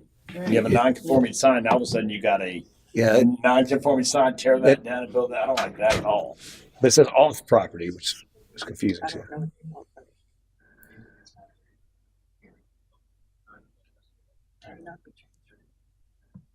Nor the sign rights of any other person. Mm. Now I'm thinking about that big sign I got on our property over there that goes up. It's got the billboards on it, and that's a pre-existing, non-conforming sign structure. Now the property is sold. Now they're saying this doesn't. Yeah, tear it down. You got to tear it down. You got, but I can't tear it down because we're under contract with them for like 100 years. You know, whatever that is. Strike it. Unless you can tell me how to make sense of that without giving me 5 sentences. Well, I think Right, that's word. That's like I think a word salad. I think they're really trying to say is it's okay as long as you own it. As soon as you transfer the rights, all bets are off. I don't like that. I don't either. Yeah. I'm buying your property because I love the sign where it's at, and I like the sign. I just paid another $50,000 for the property because I like the sign. This is just another way for the municipality You to. don't know that until you go in for some signage and they say, sorry, you lost. Exactly. Yeah, Tear it down. sorry. Yeah. And, yeah. Yeah, no. Good luck with that fire escape sign. Get rid of that, and you see some need. Yeah. 121.26 substitution of non-commercial speech for commercial speech. Not saying anything contains chapter contrary. Any sign erected pursuant to the business chapter may, at the option of the owner, contain a non-commercial message in lieu of commercial message, and a non-commercial copy may be substituted any time in place of the commercial copy. The non-commercial message copy may occupy the entire sign face or any portion thereof. The sign face may be changed from commercial to non-commercial messages or from one non-commercial message to another non-commercial message as frequently as desired by the owner of the sign, provided the size, height, setback, and other dimension criteria I contains have no idea what that says. I know exactly what it says. What does it say? Strike. Is it even necessary if it's allowed? Yeah. Even have it in there. So I'll give you an example. In Winchester, we have a digital electronic sign, and it says down payments start at $9.95. All right, and then a minute or so later, it Have a pops nice up, day. and it pops up and said, you know, God is love. Right. Okay, and then it comes in a few minutes later and says, you know, open Saturdays. You know, and then it pops up again and it says Jesus is Lord. You know, these are non-commercial images, and it says we're allowed to do that, and I'm all for it. Let's do it. But if you're allowed to do it, why does it have to be Yeah. in here? Because somebody who was on this plan is who did this plan and zoning? No, this is stuff from a colleague of mine. This is, like I said, this is.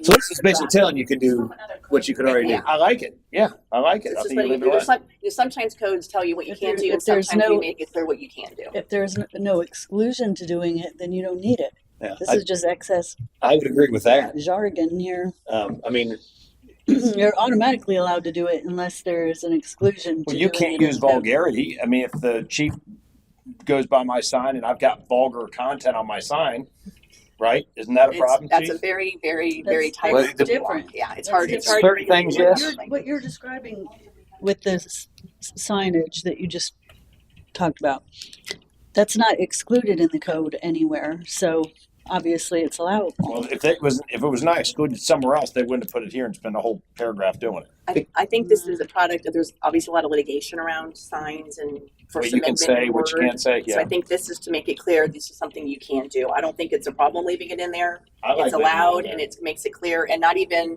just to the people that might want to look at the code, but for those that follow us, for the building and That code want and to city come behind managers. us too. Yeah. Until something is different with the law, I think this is just a very nice explanation of what you can. And the good news is, I read it and I understood it. I didn't read it and I was like, I oh my did God, not what's that? understand it. well, we But definitely you had a sign like that. we Or you definitely need to keep it in there then for sure, just because you understood it. Aren't you glad you're back? He is Yeah, back, so he welcome can say back. what he wants over there. But I agree with you, Christine. As I said, it's I mean, I'll probably leave it in there, obviously, but when you have all this stuff in there that you don't need, it just becomes long and long and long. It becomes cumbersome to read. This is what I think, But- why it might be good to leave it in there. And if someone is unclear whether they can or can't do this, and they walk up to that window and they ask this question, a lot of people might not know the answer if they can't go to the code advice. That's what I was I think that would eliminate I'm fine with a leaving it in there. possible denial that could get us sued, or something like that, or even just bringing me into the conversation to analyze. I think it just addresses an issue that they're going Can to. I ask you a question, Nancy? Absolutely. In the past 5 years, how many times have we had to defend ourselves in the court of law? I can't answer that because I don't do your. Okay, since you've been Since here, I have not, I have only thing I have gone to court for you guys is code enforcement, but you have an insurance company that defends you in lawsuits that I'm not part of, so I can't answer your question. so you don't know any that we've had to defend ourselves? No, I know there's been some that you've had. I don't know that you've gone to trial, but I know you've been sued. It's just not. I'm not the lawyer that handles that because your insurance company gives As a you. matter of fact, since I've been elected, we settled. Yeah, so there's, Settled one. yeah, so it happens, and those are usually like your sidewalk slip and falls, like car accidents with, Well, that's insurance. That's why we pay that big insurance policy. and they provide you a lawyer for Lloyd's for of those. London. Isn't that what it is? Lloyd's I of don't know. London. I don't know. PRM. Yeah, PRM. And then they go ahead and assign an attorney to the case. Yeah. And we have we have I can't remember how many actual open claims we have, but some we automatically write out for because they're in Pasco County or Newport's jurisdiction Yeah. and stuff like that. But there are a few pending right now that we're working on. Yeah. So. And then you have employment claims that are given to Got other it, yeah. attorneys. Okay, we'll leave it. It's Yeah. fine. It's not hurt anything for sure. Section 121.27.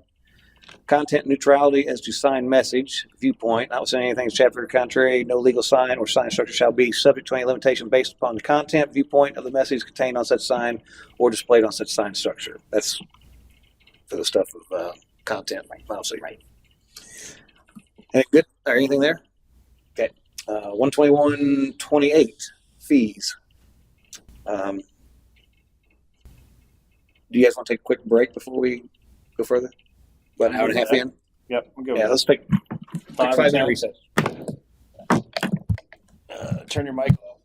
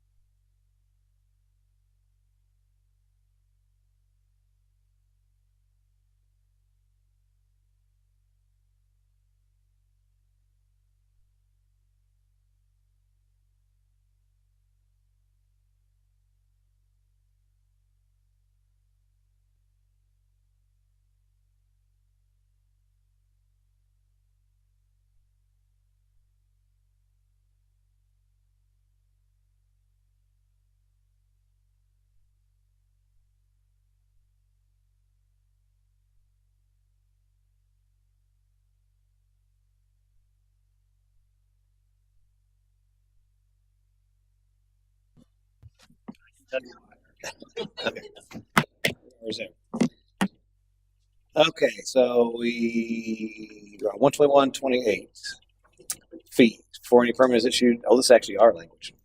Before any permit is issued under Provisions Land Code, the applicant shall, at the time of application made, pay such fees as established by resolution of the city. Yes, say we don't normally pay the fee until the permit's approved, right? Same thing on a sign, right, Veronica? Yes. If they apply and we deny them, there's no fee. Right.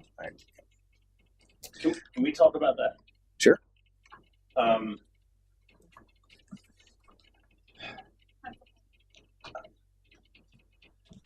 So if somebody applies and we deny them, there's no fee. Correct. So we've just taken all that time to go through that, review it, go through the whole thing. There's no fee. There's nothing keeping them from just constantly just, And this says that they're paying when the application comes in. The Well, time no, it the says application is before any made. permit is issued. Before any permit is issued under the land development code, the applicant shall, at the time of the Oh, yes, the application right. is made, pay such pay such fees as established by resolution. Yeah, so that's different because They should be paying. The idea is they're paying to compensate the building department for their time and what they're doing. The fees but that's are not happening now. right. It needs to be. I mean, that's what your well, code that's says. well, that's What it on code says signs, but on the I don't know what it says for the other building permits, but I know that practice is you don't pay until the permit's approved. Approved. And that's paying for the inspections and the things that come after the building permit. So if it's not approved, you don't incur all those costs. It's really just the review is built in, obviously. I'm gonna see how the building code's written too. I'll check on this. Yeah, it should be You the don't pay same. any fee until a permit is Until it's issued, issued, ready okay. to be issued. And that includes signs? Everything. Well, because it looks like signs Yeah, are actually supposed to we be don't- collecting a fee up front. Yeah, we don't. I'll look Should at they it. come in and pick it up, or they send the money to us? However we get it. How do we get money from They do people? it digitally. They do it. They give us a credit card over the phone or No. bank. They do it themselves. We send them a link. They pay it You can through pay that link. here with a check. I just did mine. I was going to pay it online, but it's going to cost me extra, so I wrote a check. Convenience fee. Yeah, No, when you use convenience a fee. credit card, they charge you 3% fee. Just like everything. So are you are you saying that you think we should charge a fee approved or denied? How much time does it take you to review an permit application for, we'll just call it what it is, a building remodel? A long time. Yeah, that could be extensive, but these are just signs. Right. I know, but that's kind of brought up Yeah, the subject. but yes, other remodel, a new home, it could take hours. It just depends. Days. But keep in mind, it's not going to end up in a denial. They probably They're going to change some conform. things. They're going to conform. They're going to conform to do what they need to do, and then you get the fee. I'm definitely opposed to had like put up a sign, $50. Okay, sorry, denied. Thank you for your $50. I don't like that at all. But the idea is obviously we have code that they have to. So I'll say something that may not sound politically correct, and I'm not using any terms that I shouldn't use here, so we'll just keep going. Should we go into recess? Go ahead. What is our city's hot point to get people's permits approved fast so we can get the money in house here to pay our bills? Well, so There isn't one. the idea is not to your building function does not make money; it supports itself. Okay, so it's not a business. Okay. It And if it covers doesn't costs. support itself, Because if there's other areas that we're going to pull money into to support it. That's what I'm saying. How do we incentivize our building department to process permits and applications in a thrifty manner that gets the money in quickly and identifies problems fast and problem solving quickly done versus I'm not, please don't take this wrong, versus like, hey, here's the process and I have no motivation to either get it through or not go through. I believe, if I may jump in, Florida statute now has deadlines for that. Like, I don't know the numbers off the top of my head, but Florida statute requires things to happen pretty quickly now, or it's deemed approved, right? Am I right? Yeah, it depends. If it's a private provider, we have X amount of time to turn it over. Post hurricane, we have time to turn things over, and it's going to depend on staff.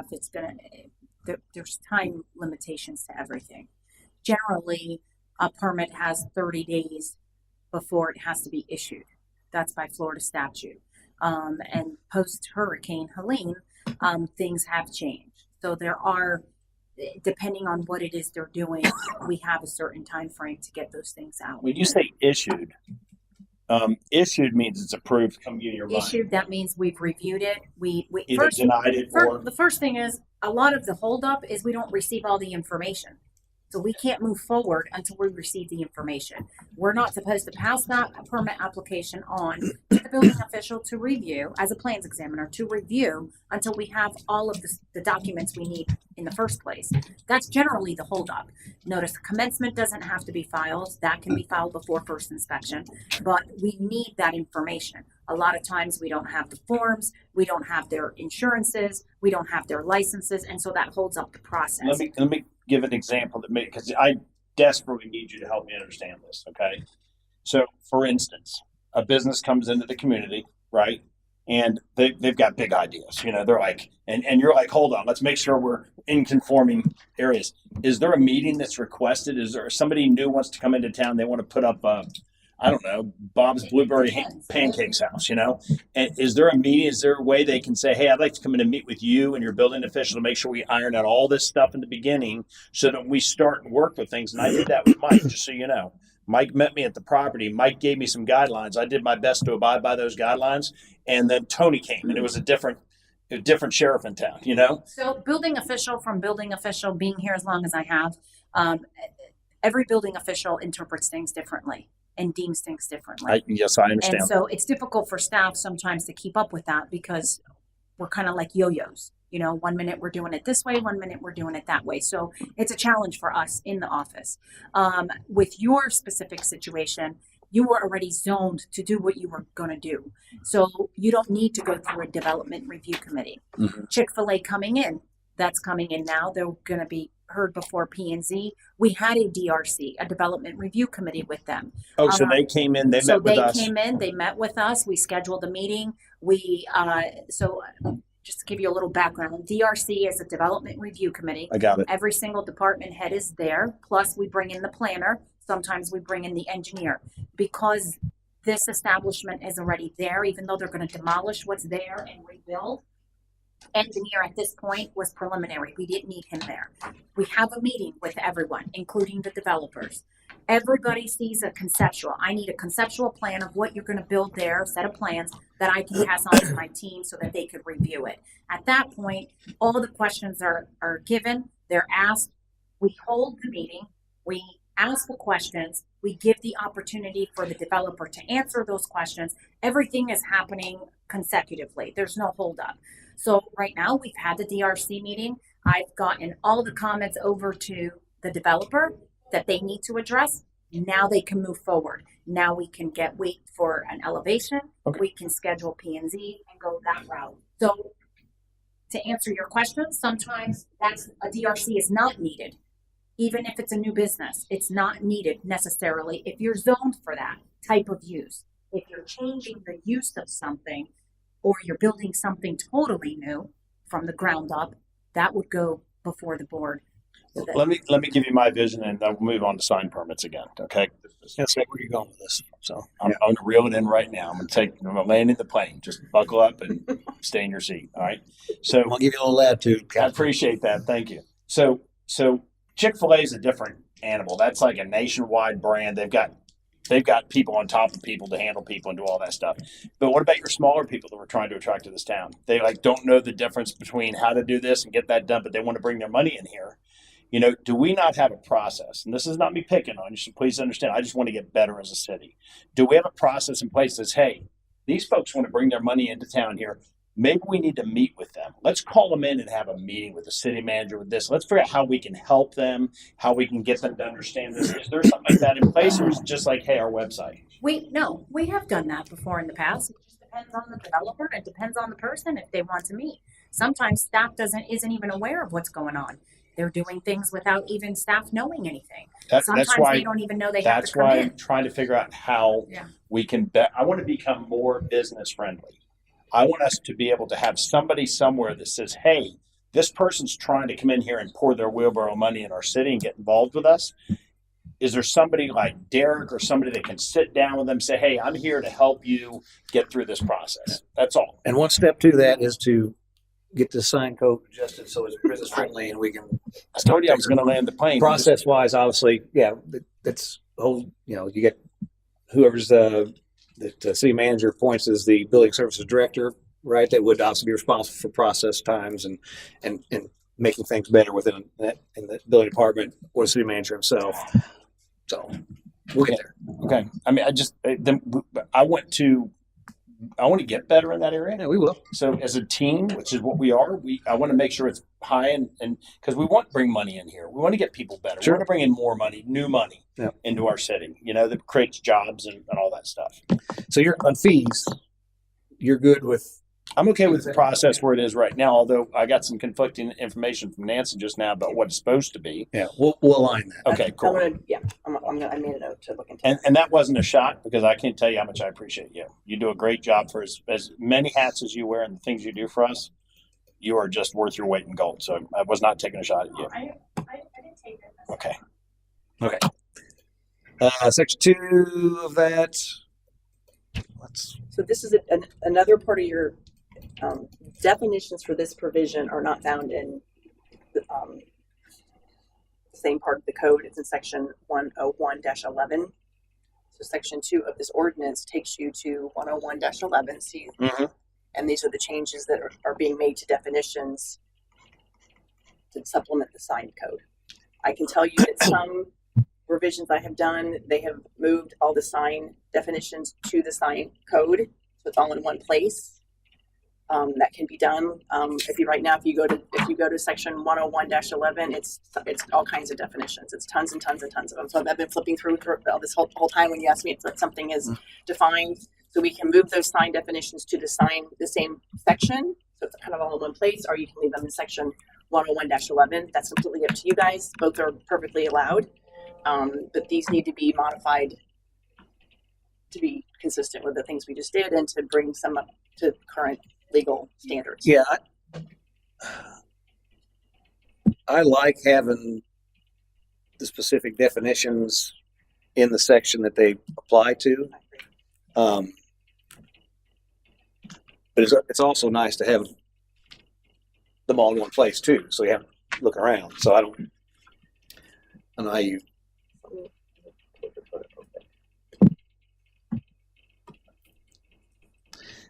Because there may be other sections of code that reference that same thing.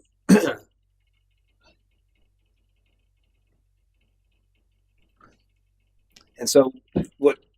So yeah, right now the definitions for your sign related definitions are contained in 101, general. which is your general provisions for the whole code. So if you like that idea of everything kind of being in one spot, I would leave them where they are. Yeah. Yeah, I think that just to keep everything in one local spot, it would, and that way, if some other code references to not specific sign code, you have one place to go back to. So probably in here, it would just refer back to where our definitions are. Yeah.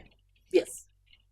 So do we still need all this? You need this will update section 101-11 in your code with the new definitions.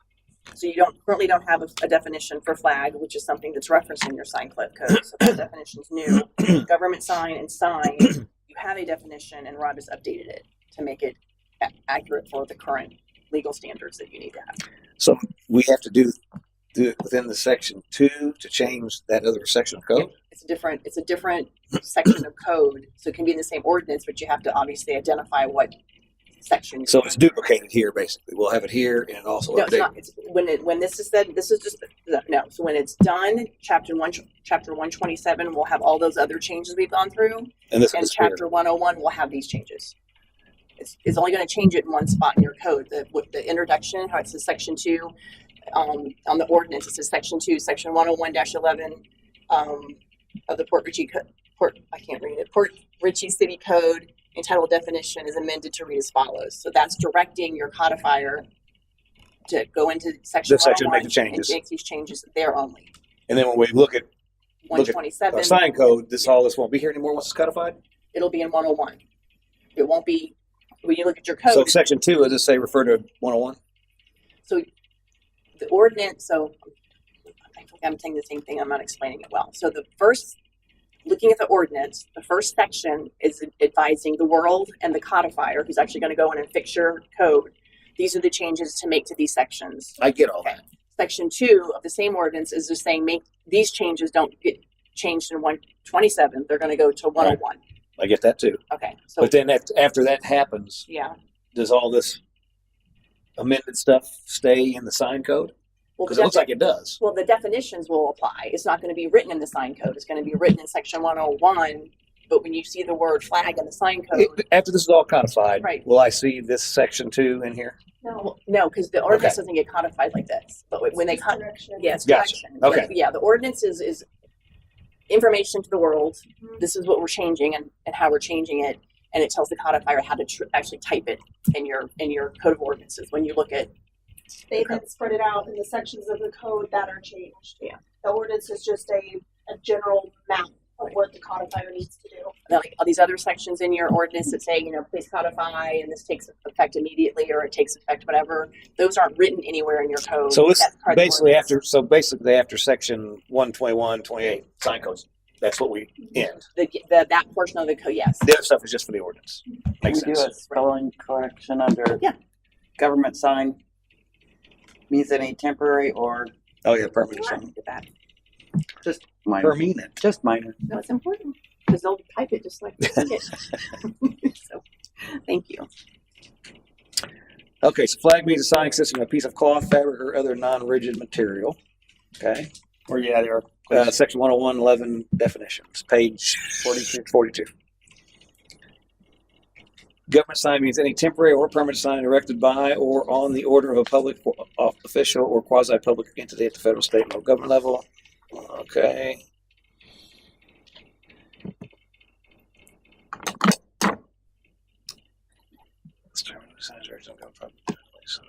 Okay, I think it's okay.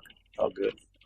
Sign means any this probably we need to read through pretty closely. Sign means any device, fixture, placard, or structure, including its component parts, which draws attention to an object, product, place, activity, opinion, person, institution, organization, or place of business, or which identifies or promotes the interests of any person, and which is to be viewed from any public street, road, highway, right-of-way, or parking area.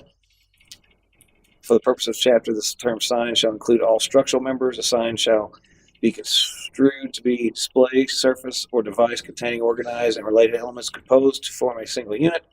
In cases where matter is displayed in a random or unconnected manner without organized relationship with components, each such component shall be considered to be a single sign. The term sign for purposes of this chapter should not include the following objects: decorative or structural architectural features of buildings, not including lettering, trademarks, and marks. Can 2, we clarify what that means? Decorative or structural architectural features, because a sign may have some architectural features to it that make it look like the existing building or the one near it. So this says you can't have that, No, you right? can still, No. It's not part of the sign. That's what it says. Right? I think what this is trying to say is if your building has something on that's purely decorative, it's not a sign of any kind, that's not controlled by this statute. Okay, By this gotcha. So if you put some architectural stuff on your building, whatever. Right. Okay, gotcha. If it's not a sign. 2, symbols of non-commercial organizations or concepts, including but not limited to religious or political symbols, when such are permanently embedded or integrated into the structure of a permanent building, which is otherwise legal. So that'd be like a cross in the brick or something. I That would imagine, yeah, that's what I think. okay.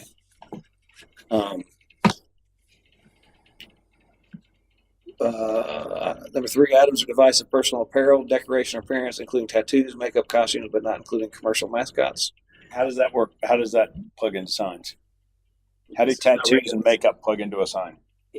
It's a sign that's not regulated. Yeah, like it could still have a message, right? A tattoo could have a message, so someone could argue. Hold on. So you're saying, I'm just trying to understand how If you you're have a standing sign. how outside you have your a building with on your a sign. tattoo, What's that? if you standing outside your building and you have a tattoo that says "shop here," that's not regulated It's by not sign. considered- Or even if you have a T-shirt that says that. Right. This is Makeup, costume. So now the dude who wears the fuzzy pants and stands down there on 19. He's not a sign. He's not a sign. He's not. Well, He's Unless it's a holding a commercial. sign, but he's not a sign. right, according to this, right? He's not a sign. I like that dude, by the way. I've heard about this Yeah. guy. Jersey John. Yeah, I've Yeah. heard a lot Firehouse about him. Subs? Oh, He does all kinds of different stuff. I'm gonna have to Jersey find him. John's cool. Number 4, manufacturers or sellers' marks, emblems, model names, or color schemes installed on automobiles, machinery, or equipment visible from a public area. 5, display or use of fire, Can we fireworks, do that and one more candles. time, please? Number 4, manufacturers Yes, or sir. sellers' marks, emblems, model names, or color schemes installed on automobiles, machinery, or equipment visible from a public street. Okay, so if you have a Honda and it says Honda, that's I got you. Okay, but if you take a car and you paint it Bob's Pawn Shop, that is a sign. Not a sign. Yes. Well, the Bob's pawn shop part could become a sign because that's not the manufacturer or wrapped. seller. Well, that depends if you're allowing vehicle wrap signs in your community or not. It's a different thing. The question was, would that be a sign? Someone advertising their business would not be a manufacturer or seller's marketing or Right. model name. That wouldn't qualify there. That's Okay. something different. This is what you hit on. You have your car sitting outside. That's not a sign. It's your Ford, it's your Honda, it's your Tesla, it's your whatever. That's not going to be controlled by this sign code. Gotcha. Display- I'm sorry, forgive me. So, but if you have a pickup truck and you take a banner and you tie it front to rear, is that considered a sign? Okay. 2 questions. Is it a sign? Depends on what it says. But yes, it could be a sign. It If says you're Bob's Haircuts. then I would say that is a $9.99. sign. Now the question would be, in your particular jurisdiction, do you regulate those signs or not? We talked about that. I thought. I don't remember. I'm not saying you do or don't. I don't remember. I know we talked about it. So the answer to your question is yes, it's a sign. If you're going to ask me whether you regulate it here, we'd have to go back and look at what you guys decided because I don't remember. I guess where I'm going with that, and just to clarify it, so if I don't like the size of the sign you let me have, and I go down to the local U-Haul, Mhm. and I get a 18-foot box truck, Mhm. and then I go over to the sign shop. I'm like, I want a sign on both sides of the thing, as big as you can get it, and it's registered, it's insured, and it's got a tag on it sitting on my lot. Is that legal? I want to say it was. I would say it was too. I would have to go back and look at what you guys decided for your particular. I do this in many municipalities, Now, so I can't remember exactly what you guys decided. It can't about be in the a signs. like an abandoned bus on blocks with a sign on it. But Like if that it's- old casino bus. Yeah. right. No, it has to be licensed, insured, and legal. and That all I think is okay. Based on what we talked about, go back and look. Veronica, is it? I don't remember what we decided for here. I don't remember exactly what was decided either, but right now we don't allow that. Right now, we And I wouldn't. think you. I don't think you would want that. And I think No, I'm not trying to do that. I'm trying to understand, is it legal to do and that? I think there were size limitations on a lot of Depends stuff. where it's parked. you It can guys be did. off-site signage. If it's not parked in the same parking lot, we've had that happen. That's not something we get caught. You can't regulate that anyway, because you Well, you can't. can't have offsite signs. And you can't have off-site signage. But if it's attached to a set of wheels that drives around and it's insured and registered in the state of Florida, I haven't seen I don't one think that we drives restrict that. around. I think Why don't we go back to the code? We probably need to clarify that. the ones that we've dealt with are cars that are derelict. Yeah. And they just put signs across their windows. gotcha. I've never had, if the car moves in and out daily, we don't mess with it. You allow vehicle signs. Yeah. Yeah, It's kind of like the traveling Yeah. It's Tesla like a that pulls mobile. the signboard behind it Yeah. up and down 19. We can't regulate that because that thing's moving along, right? No. It was As long as it prohibited, you keeps guys- moving and. yeah, and that goes was in and planning and out. zoning Now, actually if did it's that, a right? derelict car, that's a different. Or is that- Have you gone through- Yeah. Have you gone through this one? 121.3, yeah. Yeah, so you've agreed to it. Yeah. For that one, But yeah. that came from planning and zoning. So Yeah. they struck that from the code. So and right now in Port Richey, vehicle signs are allowed. Well, yeah, they will be once the new code gets adopted. Okay. If the new code gets adopted. Currently, they're not. Yeah. That's correct. And actually, planning and zoning recommended that be removed. And we agreed. Okay. So, good. Thank you for that clarification. The display or use of fire, fireworks, or candles. Motor vehicle or vessel license plates or registration insignia. Gravestones and cemetery markers visible from a public area. News racks and newsstands. Artwork that does not constitute. Hold on. Good. News racks and newsstands are not allowed. They are allowed. These are things that They are not are allowed. These are things that are not governed by the sign code. Okay. These are gotcha. not technically signs Okay. from the code perspective. Okay. Artwork that does not constitute commercial advertising visible from a public area. Decorations that do not constitute commercial advertising visible from a public area. Vending machines or express mail drop-off boxes visible from a public area. All good? Okay. Temporary sign means a sign intended for a use not permanent in nature unless otherwise provided for in the LDC. A sign with an intended use for a period of time related to event or occurrence at a future time shall be deemed a temporary sign. Such events could include, but are not limited to, scheduled community athletic or charity events, contractor notices construction projects in progress, elections scheduled to occur in the future, or sales or leases of real property, goods or services by retailers, realtors or individuals where same will be completed by some future date or upon the completion of the sale or lease. A flag shall be deemed a temporary sign. A sign advertising a reduced price or other promotional benefit associated with a product or service sold or offered on a parcel shall not constitute a temporary sign. So that's interesting. A flag shall be deemed a temporary sign. A sign advertising a reduced price or other promotional benefit is not a temporary sign. Why is that? We talked about that before and I think something that Christine brought up, you could leave that out. We talked about that. I don't know what Yeah. we talked about. Somebody we could leave it out, and we said that we don't want that to be left And out. I think it was back in temporary sign code, and here it tells it's not temporary. Well, we change it. I mean, the things you've changed earlier, everything that came to you was kind of in theory. I'm sure there's some pickups maybe was done consistently. So I things was you've talking changed. about maybe those ghost men things. Yeah, the vesting. Yeah, the ones that. The floating airmen that go like Yeah, this. right. The dancing. That was the thing that we were saying, trying to backtrack and things. We have the sandwich signs. I think we talked about bringing them out. Maybe that's what I remember. Yeah, that too. We were saying that people could have those if they were running a sale. But we said if they were running a sale consistently, then they could have those guys all the time, and we didn't want that. Yeah. But what's odd about this is it says that if it's a sign that's advertising a reduced price or other promotional benefit associated with a product or service sold or offered on parcel, that shall not constitute a temporary sign, which is weird. And I can ask him if that's a product of We case. might want to strike that since we already covered that elsewhere, and it would be hard to figure out what all we came up with. Because that would basically, come up with it, but this would that would exempt all those Right. from the temporary This sign would code. invalidate everything that we. What I'm going to do is make sure this is definitions, not the product of case law, which means you really can't change it. Okay. Like all your 1 through 11 up here, I'm confident that's a result of case law. That's Yeah. what someone astute about those, and those were decisions. So if that's something we can remove, that last sentence, I will remove it. And Okay. if not, we will discuss the other things Okay. that we did earlier. Sounds fair. Anything else on that? Okay. Section 3. Nope, you're done. No, That's a- section 4 needed review. Oh yeah, we got to go back up to 121.4. Okay, but all this other section Yeah, stuff that's is the stuff for the. okay. So now if You we, can read it, but it's standard information. it's all good. Where are we headed to? We're going to page 19. Section 121-4, certain signs exempt from permits. And we want to physically move this section to after section 1, the current section 1. We're talking about permits. So here we see for permits, This is how you get them, and this is what's exempt from getting Right. them. Okay, got it. and actually, like I said, if you want to combine it in there as a Yeah. Figure out the way it makes most sense. the signs or sign-related activities enumerated in section are exempt from permit.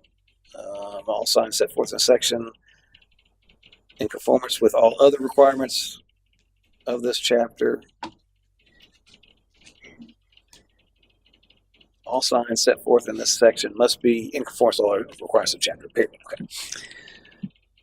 The copy, message, or sign face on changeable copy signs may be changed or placed without permit. However, such action must not enlarge or increase the sign surface area or sign structure area. So the letters themselves, the message on it can be different sizes. Just can't change the sign itself. Must not convert, well, without a permit. Just Right. keep in mind, this is just what's exempt from permit. Must not convert the sign to a prohibited new outdoor advertising sign and must not alter any element of the sign or sign structure covered by a term or condition of the sign permit or other development order. If in order to change or replace the advertising copy, message, or sign face, the supporting sign structure must be unfastened, loosened, or removed, then a sign permit shall be required. So I'm trying to understand that. We have a church sign. Let's just say you have plastic letters flying up in there. You have to remove those before you put ones in. Does that That's mean the copy. No, I didn't That's imply. the copy. If you had to take the whole sign down to put those letters in there, put it back up, it would. That's what that says. This the actual sign structure that you're changing the copy on. So, okay. But if you can do it in place, no problem. Do it in place, no problem. Okay. I'm trying to think if you. I don't think there'd be an issue with you have to actually take something down that you. What's the question? I'm trying to think. Is there any type of sign that you would not want to have to get a permit for? It you have to take down, change your copy, put it back up. Sure. If you had a sign that you had to have a sign company come out and pull it down, change the verbiage, and put it back up, that's a permittable thing. That's different. Then you've got wires and things that connect and all that stuff. Well, Versus just a backlit sign with plastic letters that go in there. I guess what I'm thinking of, if we had let's say we had a metal sign, right, that said something, you couldn't change it. You're actually taking it off and replacing it, and the only thing that changed is the actual wording. That would require a permit. Veronica, if you rent a space and there's a sign that's been there since 1950 and it was recently used in the last 6 months, do I need a permit to put my sign in there? Yes. Even if the sign is existing and same size and shape? Yes, Really? Do you enforce it? we do. Really? Okay. There's many other jurisdictions around the country that do not enforce that. If the sign's been there and you just change out the inside plastic piece, from saying, whatever, Bob's Used Cars to CarMax, as long as Still has to be inspected. it's the same sign, it's the same everything, the lights are the same. The only thing that's not the same How is do I know it's the same sign? it's been there since 1972. But your business, it was a different business before, right? And I bought it with an existing sign in place.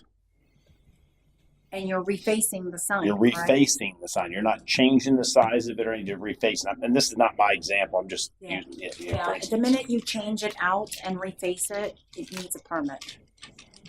So that is not an enforceable act in many places around the country. What do you mean it's not an enforceable act? It's not enforced. Especially here because you're in a coastal So zone.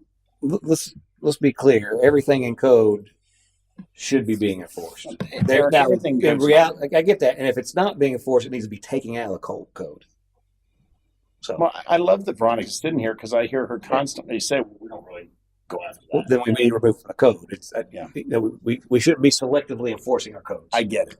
And I agree 100%. I don't want I'm with anybody you. to I'm get that with you on that. impression that we're selectively enforcing things, because if it's in a code, we should be enforcing it, and if we don't want to enforce it, we should remove it from the code.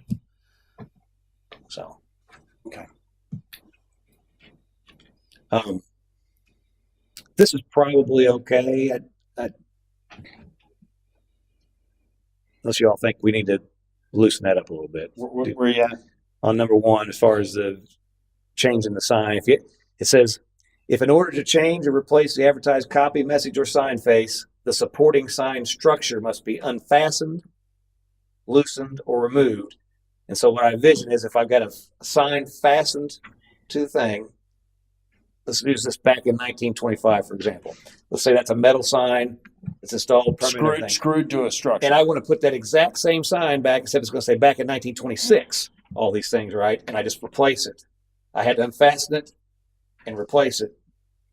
I would need a permit for that based on this And I code. think, and Veronica will correct me if I'm wrong, and I think the idea being, I'm sure you would replace it correctly, but it needs to be inspected to make sure it is replaced correctly so it's structurally sound and it end up, Or what if it's a sign that you just open and pull down like a clear thing, change the letters, put it back up, you unfasten it? Right. Many of these signs have a little hinged thing on the side. You pull it out, you slide the thing out, and you slide the thing back in. It's a replacement, kind of like these. Yeah, the term unfastened is Unfasten seems something simple. could be simple, could be ornate as well, but it sounds like what Chris is describing is that the structure itself is not being taken apart. You're just kind of like opening the cabinet door, pushing something in and shutting it back. well, that's a supporting sign structure. I'm just trying to understand his example. Because my thought is the second half of this is the point behind it is to make sure whatever's been taken apart is put back together properly for safety purposes. But if it's a piece of, you know, obviously you don't know signs, but it's something, it opens up, it doesn't come unattached. Here it is, slide here it is something right in. here. This is it. And this backlit structure Mhm. has four pieces of trim around it, right? And you could either, on one side, it might have clips that open up or something, or it might even have screws. Take 2 screws out, pop it on the side. Pull This it thing out. slides out, Put a new one in. and then it slides The in. structure If it's is the not same really- structure, Well, you're unfastening the structure to I mean, I get you're unfastening it, but I mean, loosening it, whatever you. That's what's Yeah. that? To us, you would still be refacing it. I've heard you say, and I'm not. I've heard you say that if you're just refacing it, but you're not changing the sign, we're not really looking at it. Is that right or wrong? It's not that we're not looking at it. There's a lot of signs out there that we should be looking that we're not. A lot of signs are just old and outdated, and people like to use the word grandfathering it. There's no such thing really as a grandfathering, and because there's nothing in our code that relates to that. You know, so it's difficult to try to adhere to that when we don't really have that. I got you, But and I appreciate that. With the minute you reface a sign, you should apply for a sign. So let's use an example. The marquee that we're talking about, where there's like 10 little 12 by 3 slide in things in there. To get one of those slide in things in there, you've got to take a piece of trim off somewhere. It's probably on the side, and you slide one out, you slide a new one in. I can tell you all over the city that happens constantly because these shops, the barber shops go in, the nail shops go out, this hamburger place, whatever. That's changing all the time. And is it the same business or is it a new No, it's business? a different business. They've come down and they've had to get a new business And license. if it's a different business, it should be permitted. And if that it's should be permitted, inspected. how do we know it's permitted? Is there a sticker on it or something that shows it was permitted? I'm just trying to No, we understand. would look up the address. No, if they catch you changing it, they're going to give you a stop or a notice violation. If they didn't see And it. if it's a new business, we tell them when they're opening up a new business, don't forget to pull your sign permits for any signs that you're going to apply for. or What does you're that sign change. permit cost? The base I think, 3% is up to $90. 90 minimum. Yeah. A lot of them are under $3,000, so they're like $90, $92. So at all these shopping centers where there's 15 retail places, when a new thing comes in there, they pay you $90 to slide a thing of plastic in there. It says, They should be.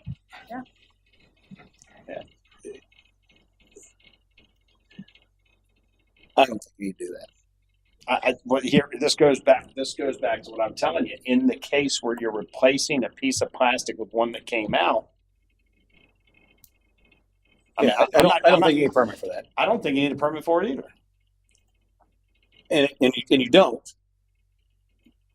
Except that this reads, it must not enlarge or increase. If it doesn't enlarge or increase, What if it does? What if it's smaller? Same. I think you're changing the sign. Why? you would have to change your structure at that point. You'd have to change the mechanics of the whole support system. Not to make it necessarily. small. No, you would. I think if you're a new business, in an existing business location, and you're a new business, I don't think it's. Your microphone. Oh. Sorry. Sorry, no, Thank you don't, you. I'm sorry. It takes a while to get Um, used to that. She did that to me for I the don't first 3 think months. that it's a big thing to have to go get a sign permit, though. I mean, I would think that would be expected if I opened a new business, even though the location's there, that I have a sign permit for my business because somebody originally had it for their business. And every time we cut a fee out of the city, we cut a permit fee or something, we're losing revenue. So eventually that's going to add up. Well, in a And building, we're looking for revenue. So if we cut 90 here, 90 here, 90 here, then where are we going to keep in mind that's a special fund that only supports itself. So it's not like they get $100,000 extra, they move it to general fund, they have to give that back. Well, what do they do with that money, though? They give it back. but the permit fees are to stay in the building department and fund the building department. But, Right. And we hire the people, whatever. but Right, if you but they take need the that. fees away, you will have to supplement with money Right. from somewhere else too. So it's required where it goes, and I think that It's it's only if the building department's an enterprise fund. Our building department is not an enterprise fund.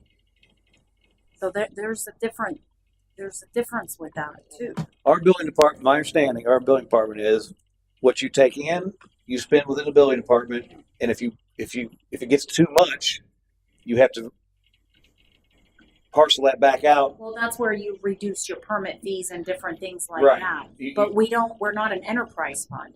So it's not, anything that we bring in doesn't go to general fund either. That's not Right. correct. Right. It's not a revenue generating Right. entity. Mhm. Correct, It's a self-sustaining fund. correct. But And we can pump money into it from the general fund, but we can't take money out of it. So it's like we're gonna make any money. But it funds the building department. Yes, yes. Right, So if they could hire if another we start person. Defunding Right. the building I- department by I'm not looking to $90 at a defund. time. I'm looking, number one, I'm asking questions so I can understand the process, because I'll be neuter here if I don't ask questions. You know, I won't be any good at all to any of you. I just might as well go do something else. So let me ask you this. How many permits for signs in the city do we get in the average month or week, whatever? No, hardly any, I probably. have to run a report. Do we have a running tally? I'm not asking you to do more. We could run a report. You but could, I you could can't like ask go in you. there and push a sign, or Adam could tell us, okay, in the last 12 months, sign permits added up to this. Yeah, we can run a report on that. I'd like to do that. It's not a lot. I can't help make a decision. Well, I where just we're like to at say- until I know, because So, in Christine's I'm- behalf, or I'm in just defense, thinking though, is it unfathomable that you would have a sign permit for your business, even if it is just the little No. thing? Like, I would assume if I was putting my business in place of another business, that I would have to get a sign permit. So to remove that, I don't understand the So removal of. I can tell you where I'm at on it is if, in the essence of being business friendly and all that, yes, it's not outside the realm of understanding that if I open a business, there's going to be some permitting fees I'd have to do. But if I'm strictly just changing the name of my business for the other one on the sign, do I really need to cough up $96 to do that? I get that, but I don't like fleecing businesses of money It just doesn't because. seem like fleecing to me, though. It just seems like it would be part of the setup cost. I I've just opened can't see how that. 24 businesses. in Now, my if I lifetime. was going to change that sign, like I wanted to change it from black to red myself, excuse me, now I'm choking on nut pieces. Okay. If I wanted to just change that sign myself, and I already had my own permit, and I just wanted to change the color of it or something, then no. But if it went from somebody's sign permit, like they permitted it originally, and it became my sign now, I can totally see having a permit for that. Well, keep in mind that right now, just to change the message copy and all that, you don't need a permit. That's what I'm saying. Regardless of whether you're a new business or not, you don't need that. Right Oh, now. okay. Well, then What- if it wasn't permitted initially. Right. What the question is on this one is that in order to do that, if you have to unfasten, loosen, or remove something, then you do need a permit.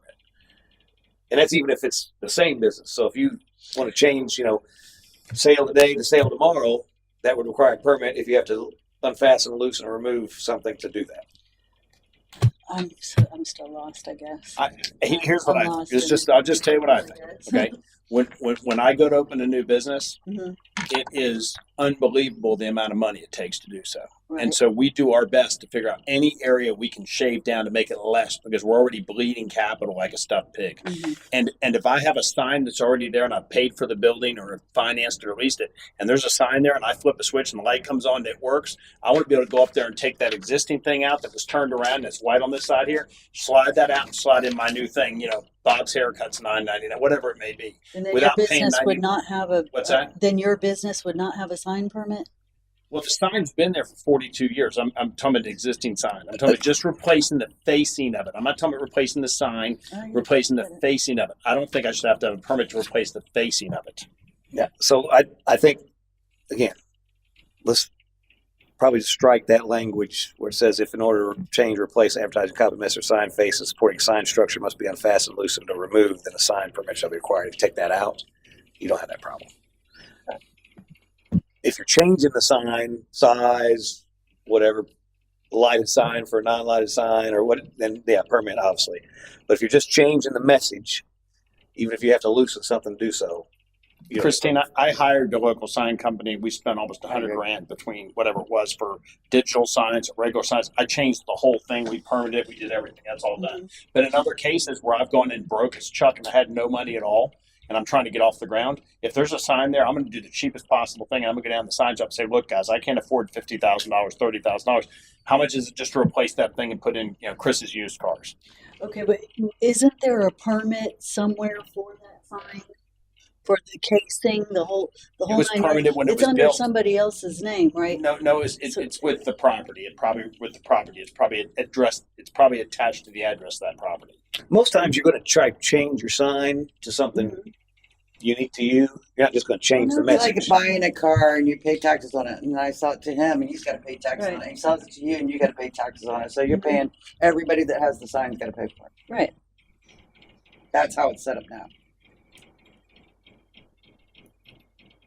My question is, it's recommending that you strike that whole sentence. That includes if someone completely removes part of the supporting sign structure, that they're not going to have a permit. That doesn't allow for inspection, and if they don't put it back right, I get the idea about it. If you're like I said, Refacing. opening the little side slot, and you can pull it in and out, and the structure is not I agree. being modified. But if you're allowing, let's say you have the big sign, and you have to remove the whole front and do whatever you do, and then you're putting something back. How is the city going to ensure that is a safe sign? It's now been removed. Like a part of the support structure has, according to this, the supporting sign structure being removed. If you take that language out, they're not going to be inspected. It could be dangerous. That could be dangerous. So I'm going to give you plenty of examples. Okay, an existing business goes out of business. Red Lobster, right? Their sign over there is 3 feet tall and is 10 feet wide, and it's been there with lights in it. It's had the same 15 screws all the way around the bezel of the thing, and it's got the plastic insert that's made it through 3 hurricanes already. Right. Okay. The people that move in there don't have Chick-fil-A money to tear it down and build new signs. They're going in there on a shoestring budget. Right. And all they decide to do is to go to the local sign shop and say, look, I'm broke. I just need you just change out the internal plastic piece. No, there. I understand. I understand that. But if they're What if the sign was weak from the hurricane and it wasn't inspected and we don't need a permit now and they reface it and that sign comes flying off and hits motorists on 19?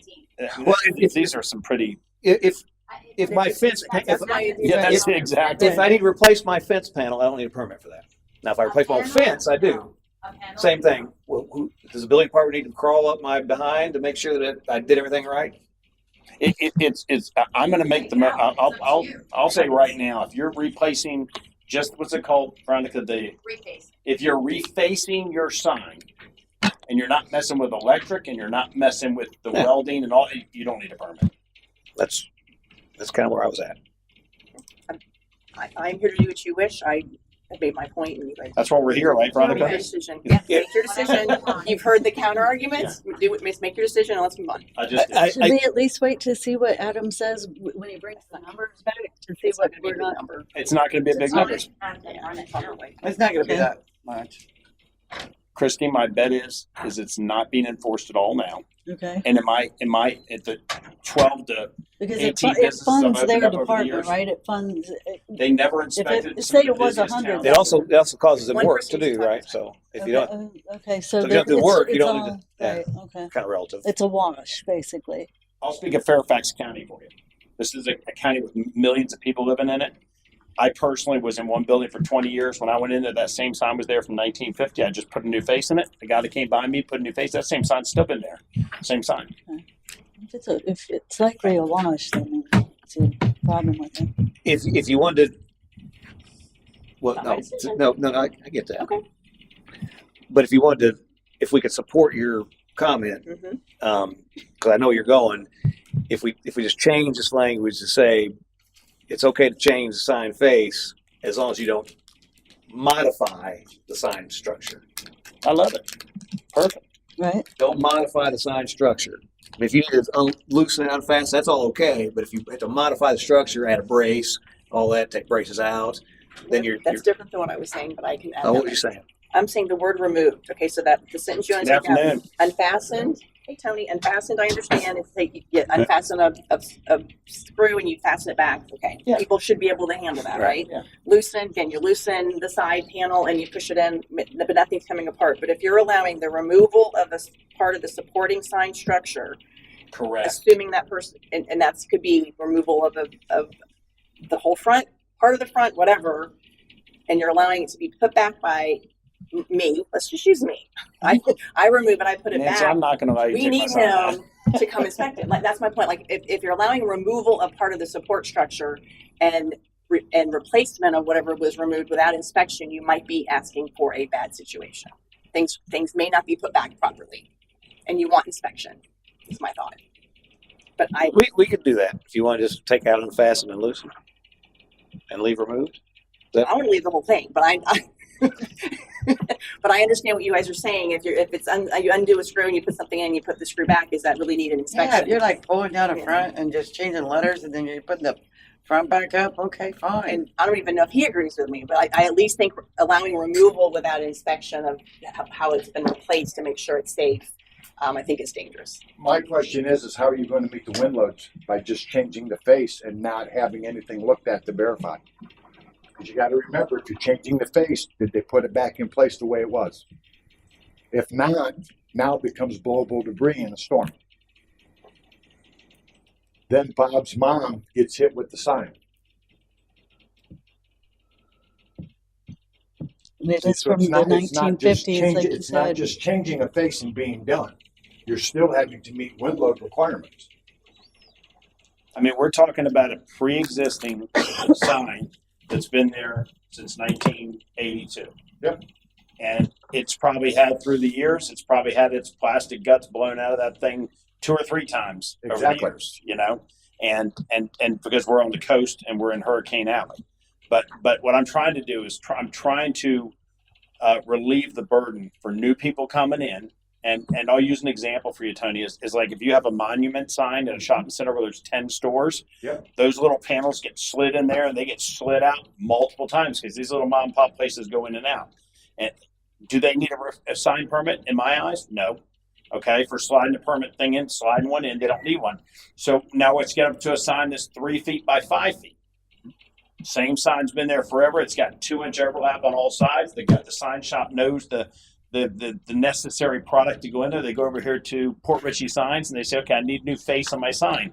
And they slide one piece out, slide another one in. I don't want the burden, it's just my opinion, and I'm only one person sitting up here saying this, but I don't want the burden on that dealer or whoever that vendor is or whoever that person is to have to go through that $90 process when they're already sucking wind on everything else trying to get over. That's all. So, and I understand what you're saying, but you still, like I said, you still have to look at, no matter what they do, you have wind load requirements. Those sliding in and out on a monument sign, that's a totally different design and built a different way to accept something just sliding in and sliding out. Face changes that would fall under, for say, an occupancy change. Face changes are bolted in place. They don't just slide in. They Give have me an to, example of the face that you're referring to, because I'm picturing a 3x5 sign same thing. that's got the same exact. It's got the same slot that it slides into and slides out of. It's just a little bit bigger and it slides in. And But it slides doesn't out. slide in and slide out. They Sure. have to pull the face off. The flange has to come off for the sign to go in place, to go back up, to meet the wind load requirements that have been put on the sign. You also have to remember that cabinet is a UL design. Underwriter's Laboratory. It's not just something that somebody came up with a design. It's been designed to meet Underwriter's Laboratory for a fire cabinet. Right. So pre-existing signs, what I'm referring to. They're all even pre-existing. It's still going to be the same. They're still an Underwriter's Laboratory sign.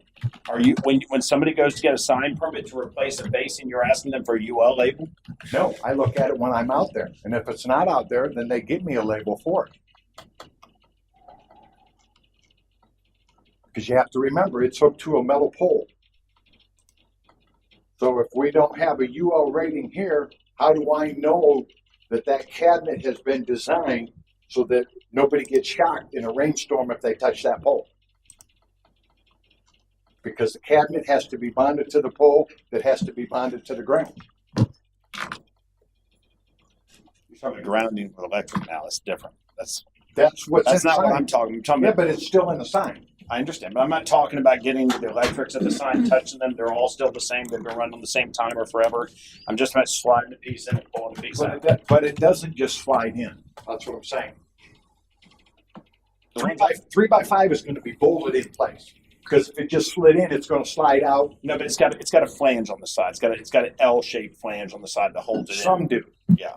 Most have an angle flange that is pulled off. The sign face is put in place, and then the flange is bolted back into place. Here, Tony, let me ask you this question. So if you see my screen, I have a sign here, triangle dip, and I want to replace that with bump, right?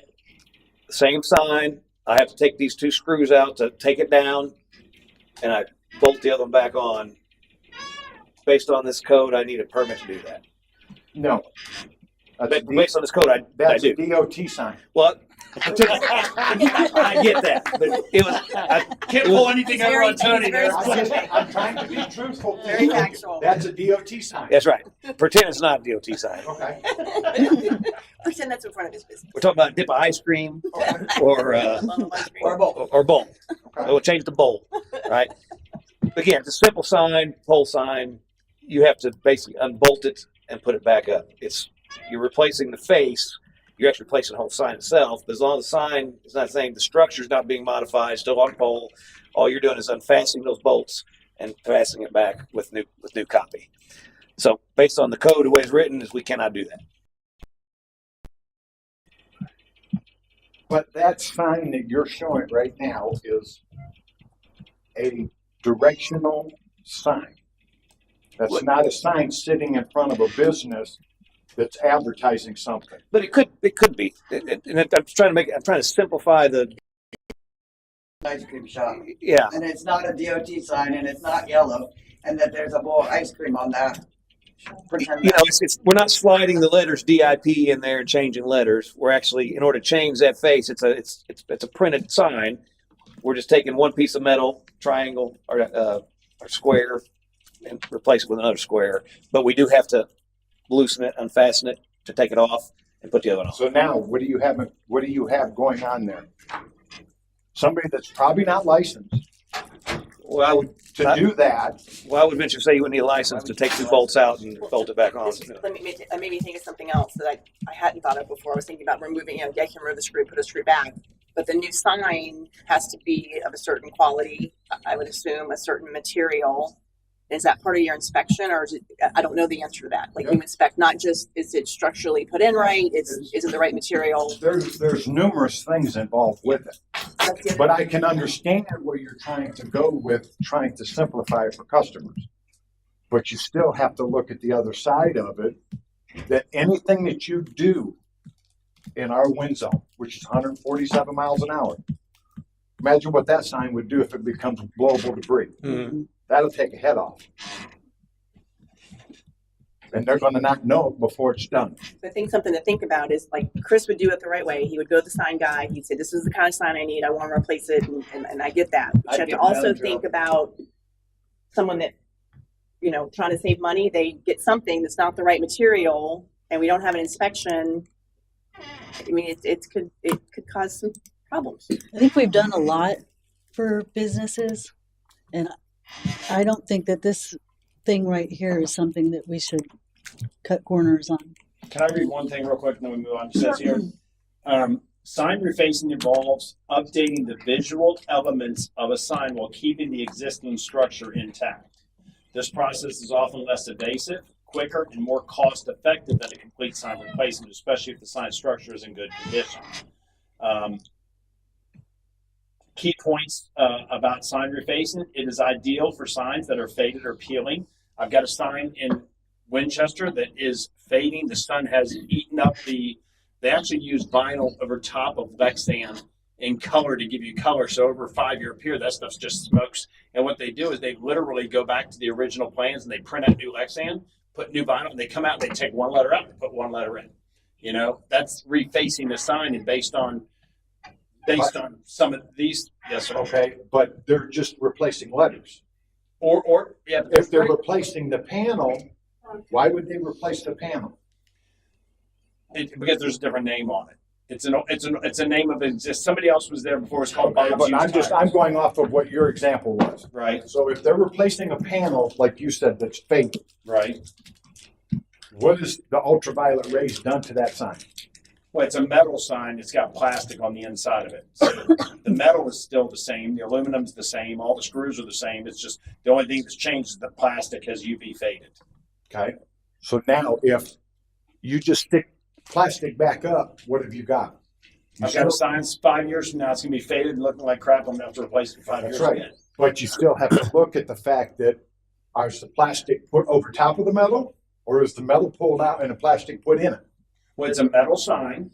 It's got a Metal plastic box. insert. It's got a metal box It's a box with a plastic back with insert. it. Yes, Mr. Okay. Prince. And it's and that plastic letter goes up in there, and then you put it's aluminum is the trim ring around it with screws in it. Right. And those are 36-inch letters or 48-inch letters. What's the difference between that and a sign? Not much. The size of whatever the square thing is around it. I'm not trying to be difficult with the Oh, building no, department. no. I told Veronica this to start with. My job is to ask questions, and my job is to try to simplify code to get us to a point where Yes. we're really business friendly. We don't just talk about it. We actually. I mean, everything that I have said, I can tell you 3/4 of the state of Florida enforces Mhm. because of the fact of wind loading, blowable debris, that under the building code is the health, welfare, and life safety of the public. We have to look at this sign sitting here. If it blows apart, where is that debris going to go? Somebody walking down the street gets hit with it, they can get killed with it.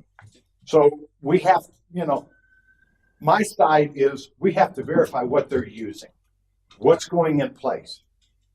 If the way you're wanting to do it, none of that's going to be looked at. Just for refacing, not for sign replacement. Right. That's what I'm saying. Even for refacing. People still look at what the material is going in there to verify that it's going to meet the wind load requirements. Because it's just plastic going in.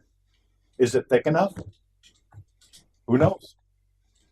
And I greatly appreciate your expertise. Veronica, were you able to get that number that I had asked about as far Yeah, as? since October, we've done 10 sign permits, $900. $5,600. Since October, so 5,600. in the last year, we've done 10. We've done 10, 5,600. 6 new and 4 refaced or replaced. Less than 1 month. So I beg to differ. This is me saying because I'm paying attention, and I'm sure y'all appreciate that I'm not sitting up here rubber stamping everything because that helps us get better as a city. It really does, And so does your input on these things. It helps me understand which is what I want to do. We got 4 refaces that happened in the city since October. 4. We're not enforcing that. We're just not. People are doing that. That means that there's probably 75 refaces that have taken place, and we've only actually got paid for 4 of them. So we're not enforcing it. So if we're not enforcing it. That is, we'll come out and change it on the weekend. No, I'm with you. No, I'm not That's what disagreeing that with you. is. You and I will definitely speak the same name on that. But what you said, Mayor, earlier, if we're not enforcing it, why is it in here? That's all I'm saying. But I will say that that's not a blanket statement you should live by. Things are enforced when they're caught. You can't enforce something code can't violate you. They don't see it. They don't have witnesses for it. You can't prosecute it. So there's other things going into it. You have one code enforcement officer, one building official, and the very good help of Veronica when she's out there with them. They can't be everywhere. So just because right I've seen now, Veronica right, everywhere, I know trust me. she gets them. But for it's because this year that may not be something they focused on. Well, they were focusing on substantial damaged homes, and we're still working on that. Worrying about audits and FEMA and FDEM and all that stuff.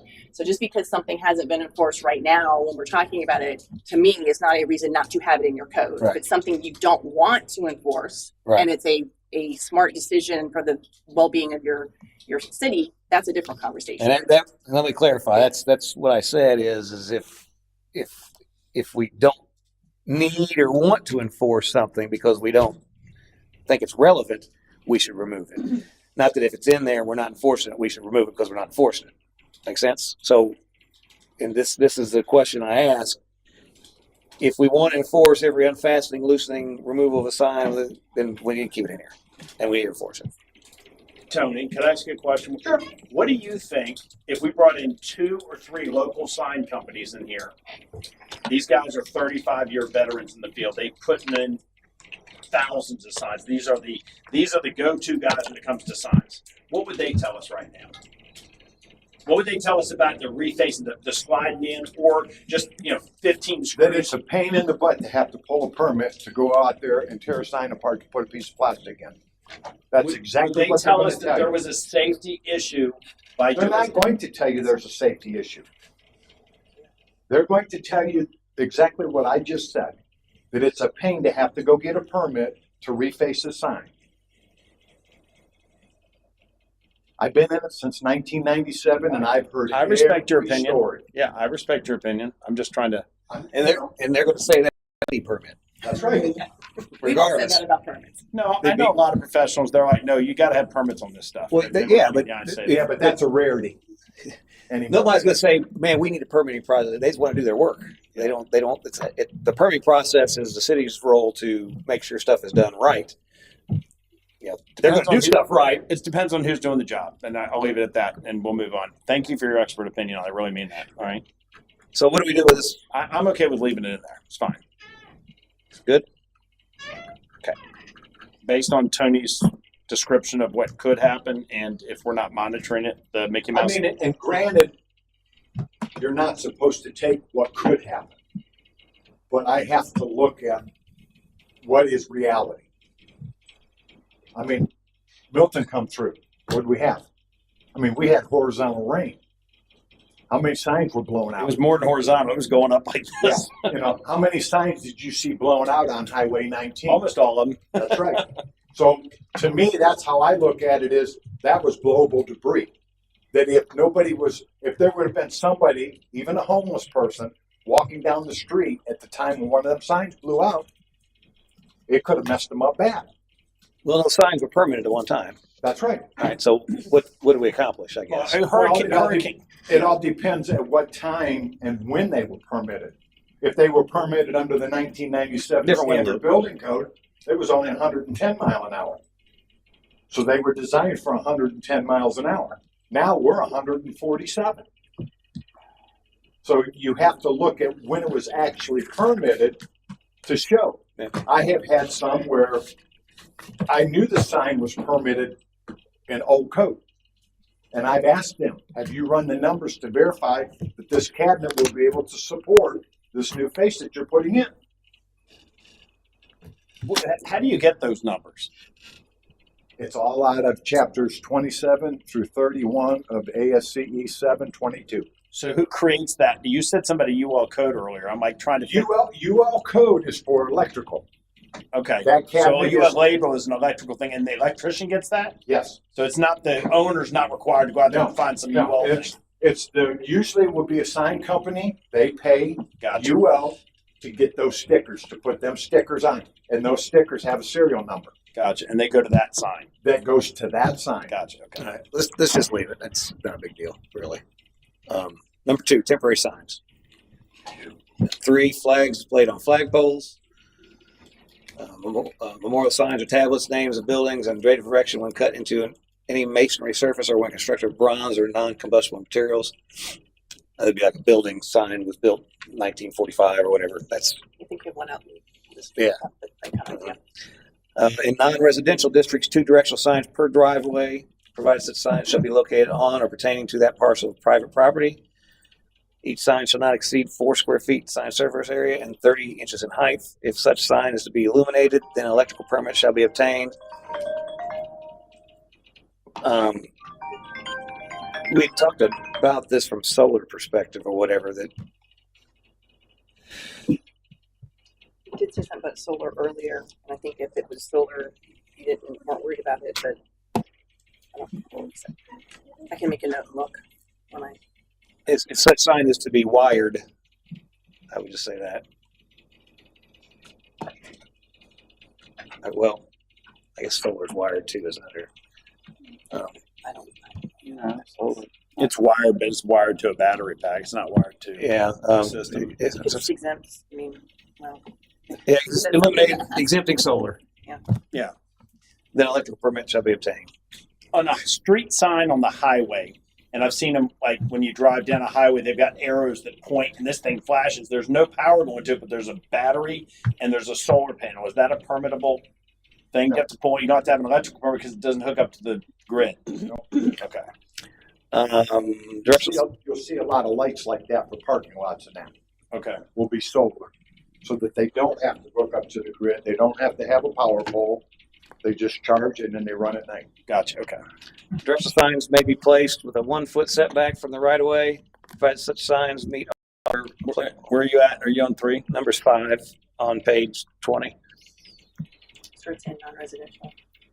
and non-residential districts. Okay. We made some changes on the signs in right of way. Directional signs may.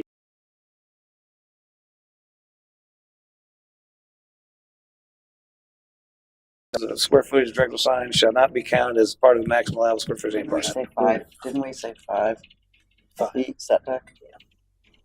When we were talking before, we said 5 foot setback. This one says 1. Yeah, it's 5. We did.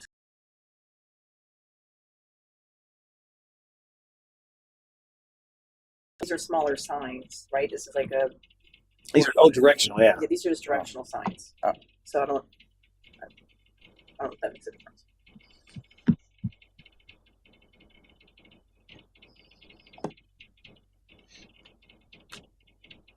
You have to be 4 square foot. 30 inches in height, yeah. That's not small. It's not small. Yeah. Sounds small. With directional sign per driveway.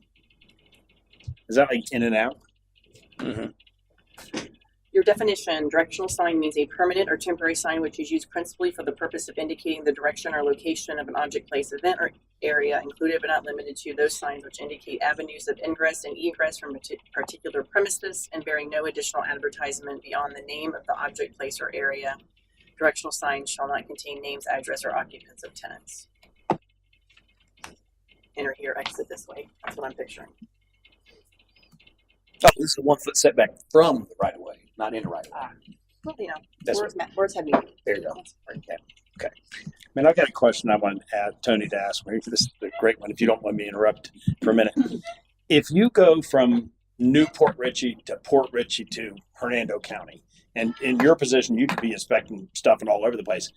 Is there a standard code in that goes across the whole thing, or do people make up their own stuff as they go, and you've got to enforce whatever it's made up of? Most of it is made up through their land development codes, other than in your engineering departments. Hernando County Engineering Department sets all of that up. And that's their requirements as far as for in and out signs, directional signs, but yet they all have to be engineered as far as stay in place to not blow with the wind. Mhm. Newport Richey, I'm not sure here. That's why I'm wondering. This has got to be hard on you because it's each area and their code that you've got to understand and interpret. Yeah, It's the same right now as far as with zoning requirements. I have zoning requirements here I have to understand, but then in Reddington Shores and Reddington Beach, they both have different things, even though there's only one city between the two. Mm-hmm. But I have to know all of those also. Okay. It makes it hard to be a part-time building official going into multiple places because you really just don't walk the same walk every day. It can change from day to day. Everybody's different. Thank you. Number 6, in residential districts, 1 non-illuminated identification sign used to identify the address and occupant of the address, not to exceed 2 square foot in sign service area. Do we want to say non-illuminated? I don't I was think gonna you say- need to because sometimes your address sign is illuminated. I was going to say, we've addressed this. I already have notes. We struck out non, and I have address brightness next to it. So Okay. we talked about it. We did. We can So talk we're about it allowed again. to have a list sign for yeah. I've seen some pretty cool ones actually. That Well, and this is exempt from permits, is what this is talking about. that illuminated with So, with solar. You don't need Right. one. Yeah. Number 7, 1 temporary sign. So do we strike that? Strike what? The non has been, I've already made a note to take Okay, non out, gotcha. Okay, cool. and I just added the solar comment, so tweak something new for you. Thank you. Number 7, one temporary sign may be placed per street frontage, subject to the following restrictions. Well, hold on a second, because That's we just talked about this. That's in conflict with, because we started talking about this and then we because stopped, you right? Now I don't know. The other one was in non-residential districts. Are you talking about 5? That's non-residential and this is residential. well, no, this number 7 is actually non-specific. You got residential and non-residential, A and B. But it's saying one temporary sign be placed. Like an election sign, for example, you can have, Oh. used to be It's 2 not per somewhere- issue. It's Or, somewhere, we talked about this, it's somewhere else. Which we're referring to that. oh, yeah, we got down to that yet. I was just talking about the number, because you can have more than one. Mhm. I want to say it was 3. Used to be 2 per issue, and I think it changed to 3. I want to say it was 3 too.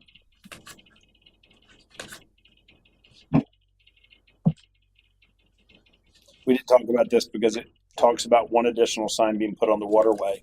So if you have a for sale sign out front, you can put one in the backyard on the waterway as well. All right, so section 12110, which is mostly new, addresses temporary signs. And within that, subsection 3 has district-specific provisions. Subsection A under that has residential districts up to Up 3 3. temporary signs are permitted in residential districts, provided no sign shall exceed that certain size. So that's different than what we just read, isn't it? Yeah. And then non-residential, same thing, up to 3. So I'll make those consistent.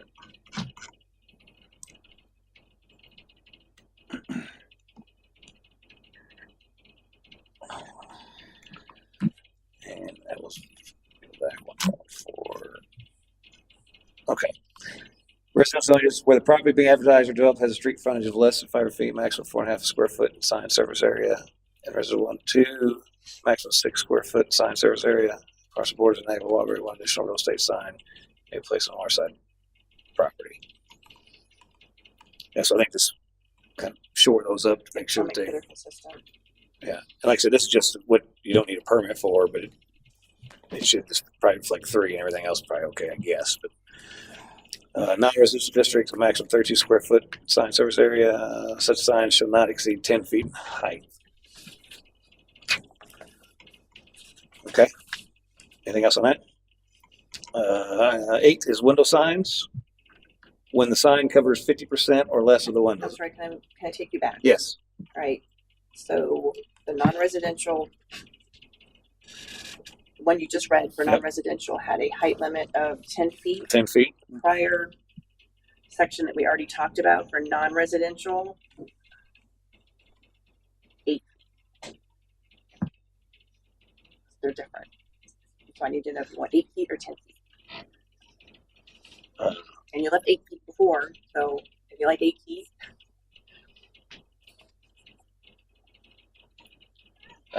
10 feet's probably fine. Yes. Have problem 10 footer. Temporary 10 feet, fine. and the And residential. Residential is 6. 6. What's that? They're the same, They're right? same. So we'll put non-residential to 10. And it says maximum 32 square foot in sign surface area. What do we have? What's the sign surface area? Okay, this has the residential is cannot exceed 4 square feet in sign surface area. Non-residential, 32 square feet in sign surface area.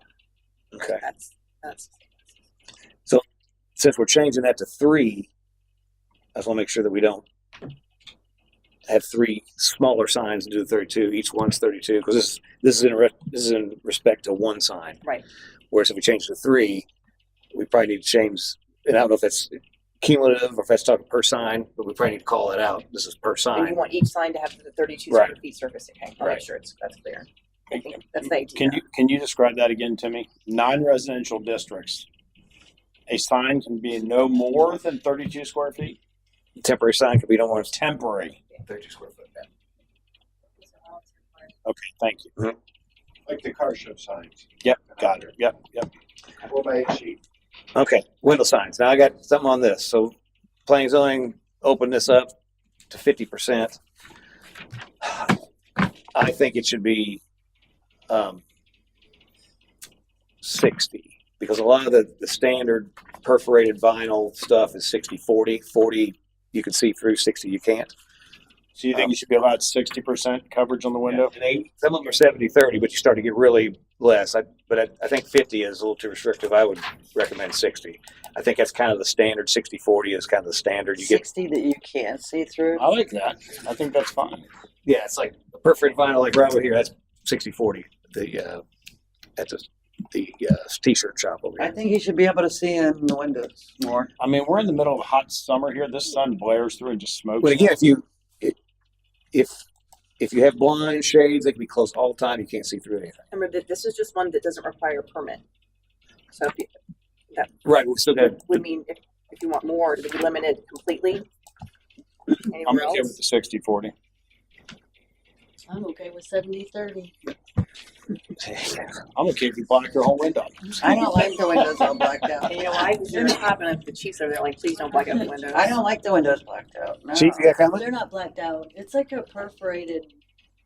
If you can't see in, You just got to get up close to see in. You yeah, there's the It's problem. a Why big don't you just safety run issue. on up there and look in the window and see who's got the clerk down behind the counter? Yeah, With a it's gun. big safety issue, especially if we're getting called there to a call and we don't see what's going on inside before we walk into an ambush. 40% is a lot to see through, though. 40% is 10% less than 50%. A lot of it's the position too, because if they position at eye level, then it really doesn't matter if it's 10%. You're still not going to be able to see But like, compared to the top or the bottoms. but like Eric said, you can close your windows off, blind, shades, curtains, or anything else you want to as well. Yes, in your house, it's a little bit different story though, because then we can back off and surround it. Where if there's a business and actual people are in there getting hurt, we got to go. Right. right, but a business will still be able to close the blinds. They And would, I'm telling and they you- do, and they do quite often. These businesses also, with these temporary signs, because it's some advertisement thing, they leave them more than temporary. You know? Well, that's I'm another okay with that. good point. It's another thing. Window signs. We're talking about the perforated vinyl, whatever. That's not temporary. It's permanent. You got a question? Planning and zoning did talk about when we had some of the business owners come in, a cumulative percentage of your windows, not just one window at 50%, a cumulative of all the windows We talked about that with them. being covered. They made Oh, they- it like that got too complicated. Oh, They said just go with Yeah. 50%. You got your That per would, surface. that Yeah. would be, yeah. The other side of it too is if we look back at our gambling rooms, every single one of them was totally covered at every Yeah, window. but that's different. We're totally covered versus 50%. If Well, these what windows have about been what about like 50%, where it is on the windows? Because like let's just say a carryout, you know, you want to be able to see in and see back what's going on at the register and right there, you know. So what if they do it on the other end of the building where the milk is? Nobody cares off it. I know that's restrictive, and how would you? It'd be harder to like maybe enforce that or not. But you need to be able to see in the window where you need to see in the window. Yeah, but windows aren't necessarily for the outside people. They're for the people on the inside. Well, if you're an outside people that's concerned about the inside, then yes. I'm sticking with this one. It's just a matter of principle for me. Yeah. Well, You need to be able to see in the window of a business. from an officer perspective or fire department perspective, absolutely, it would help if the windows were wide open. You could see, and I get that, and it's a safety issue. But you know, you got to be able to advertise, and this is a very, very common thing that, to be quite honest with you, is not enforced across the entire state. You drive, and I know I looked at this when the chamber did theirs, and everybody has this 25% in there, and nobody's adhering to it, and nobody's enforcing it. I know this is a losing battle for me, but I can't back off. I'm staying right where I am. I'm not backing off it. So, I like to look in the windows. I This is your training. I think 60% is plenty. I'm 60 as well. All right. You with that? You with 60? I'm 60. I hate it. I know. We I'm win. sorry. You don't have to put them on your house. I lost that one. But I want to come by your house and see nothing blocking your windows. Okay. You won't. And so I'm not sure why this is window signs is here, because this would be like if I'm putting like a truly temporary sign in there, but when you'd fix the vinyl to that, it's permanent. So I don't know how we Your, deal with that. let me back up here, 'cause this is addressed somewhere else. So I think our permanent So should also be 60. Your, You know, exactly. I Yeah. think they should be the Make same. them mimic each other. Yeah. you're currently under 121.3, window signs that do not comply with the section we're in now are not allowed. They're prohibited. Say it again. Right now, well, not right now. Window signs are prohibited? If this code passes, based on what we've talked about, window signs are prohibited unless they conform with what the section you're looking at right now. Well, this section here is not, don't need a Right, you don't permit. need a permit, but you can't, there's no permitting of a bigger one right now. Your code does not allow for them, but for this provision. That's the only way you can have a window sign currently. So can I cover up based on what we're talking about right now? Can I cover up 60% of my windows and leave 40% open? And 25% now. And technically you got to change it because it's temporary. Temporary. It's a problem we have in our code with window signs because Well, not yeah. all window signs are temporary. Yeah, a lot because of the sun here and because of the glare and all that stuff. People use that filtered. Yeah, it's tinting. Well, no, it's not tinning. It looks like it acts like it's tinting. got little holes in Yes, perforated vinyl. it, and it keeps the yes. heat out. Is what it Yes, does. Yeah. it serves both purposes. Yeah. Window sign is defined as a sign which is painted on, attached to, or visible through a window, excluding displays of merchandise, and which identifies or advertises activities, services, goods, products, or products available on the parcel. Okay, so that's how you define it. Section 121.3 of your proposed new code would say that window signs are not allowed unless they comply with the provision you're talking about now, which would now say they cannot cover more than 60%. So there's no other provision currently that you could permit for more coverage. Is that answering what we're talking about? So window signs, so it didn't address temporary or not. Yeah, I right. apologize for that. It may have previously. Yeah, I think it did. But so I think we're good. So basically, we can have, if we change it to 60, you can have a window sign at 60%. Without a permit. That's Without permit. Yeah.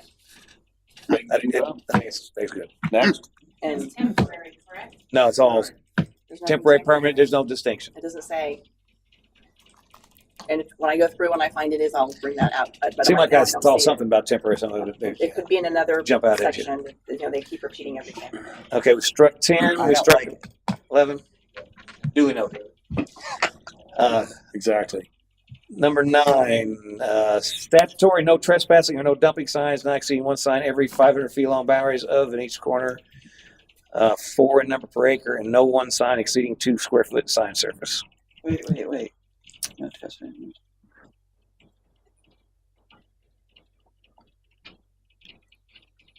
So you can't have one, but every 500 foot, and no more Does than that 4 make per sense? acre. Wow, That that doesn't doesn't- make sense. I don't like it. I don't either because some of these areas they dump in, 500 feet leaves you like moonshot money. You should be able to pop those. If you have a piece of property and they're dumping crap there, you should be able to put one up every 30 feet. You know, we're not talking about just a little sign that says, Well, a football field is 300 foot, so that's a long this way. that's what I'm saying. Is this commercial or You're gonna find a lot of residential or couches and both? desks when they're. Nobody probably has even 500 feet. Non-residential. This is non-residential. Yes, you're right, non-residential. That's still a long ways. I'm trying to look at the statute in my computer. 4 in number per acre. Yeah, that's not very much. Yeah, I think it should be more like every 50 feet. You know, And no one sign exceeding 2 square feet. What about that law where if you paint your trees purple like every so, do you know about that? no. You got to look that up, and it means no trespassing. I figured you'd know. Frank, do you know about purple trees? I don't know about purple trees. Talk to him. It's a thing Tony, how do you know about purple trees? because we read. Because I've been through 60 different jurisdictions in the state of Florida. Okay. Oh, it's a Florida thing? Purple trees is a Florida I thing? know it's I don't nationwide. think it is, but I've been through a lot, especially if you get up North Florida. It's like stay out. If you see purple, yep. Those signs are like what? They're 10 by 12. You know what I mean? No, these aren't purple. They just paint the tree. I know. Listen, I'm learning something I've today. seen them painted pink or purple, and I've seen them just with a big X on it. And then you go down about 15 or 20 feet, and there's another one. Yep. When you see them with an X on where I'm at, they cut them down. Well, I know, yeah. Are we having, is there a 500 feet is statutory. That's what's What time- required. What time are we Well, required? It's not for it to be a Just have one phone call I no need to make. trespassing, no 5:30, dumping, so we'll posting. probably break at 4:30. And here it says The next not one's to 5:30. exceed. Not more than 500 feet apart. But you're telling me you have to have them at least every No. 500 feet. It has, let me just read the words. Signs placed, okay, to be posted, signs placed not more than 500 feet apart along and at each corner of the boundary of the land. So not more than 500 feet apart. This says, Not exceeding every five. that's it, that's 500 feet, not more than 500 feet. That was statutory? 8, 10, 11. Has to do with posted land. Tony, I know you've been around a long time. Have you ever heard the word fenestration? You win today. You're the only. Chief, fenestration, you heard that word? Opening. It's openings. It's the glass openings in the structure. Because you have reflective and you have U factors, solar heat gain factors, all through glass and through doors. All right, We did not know.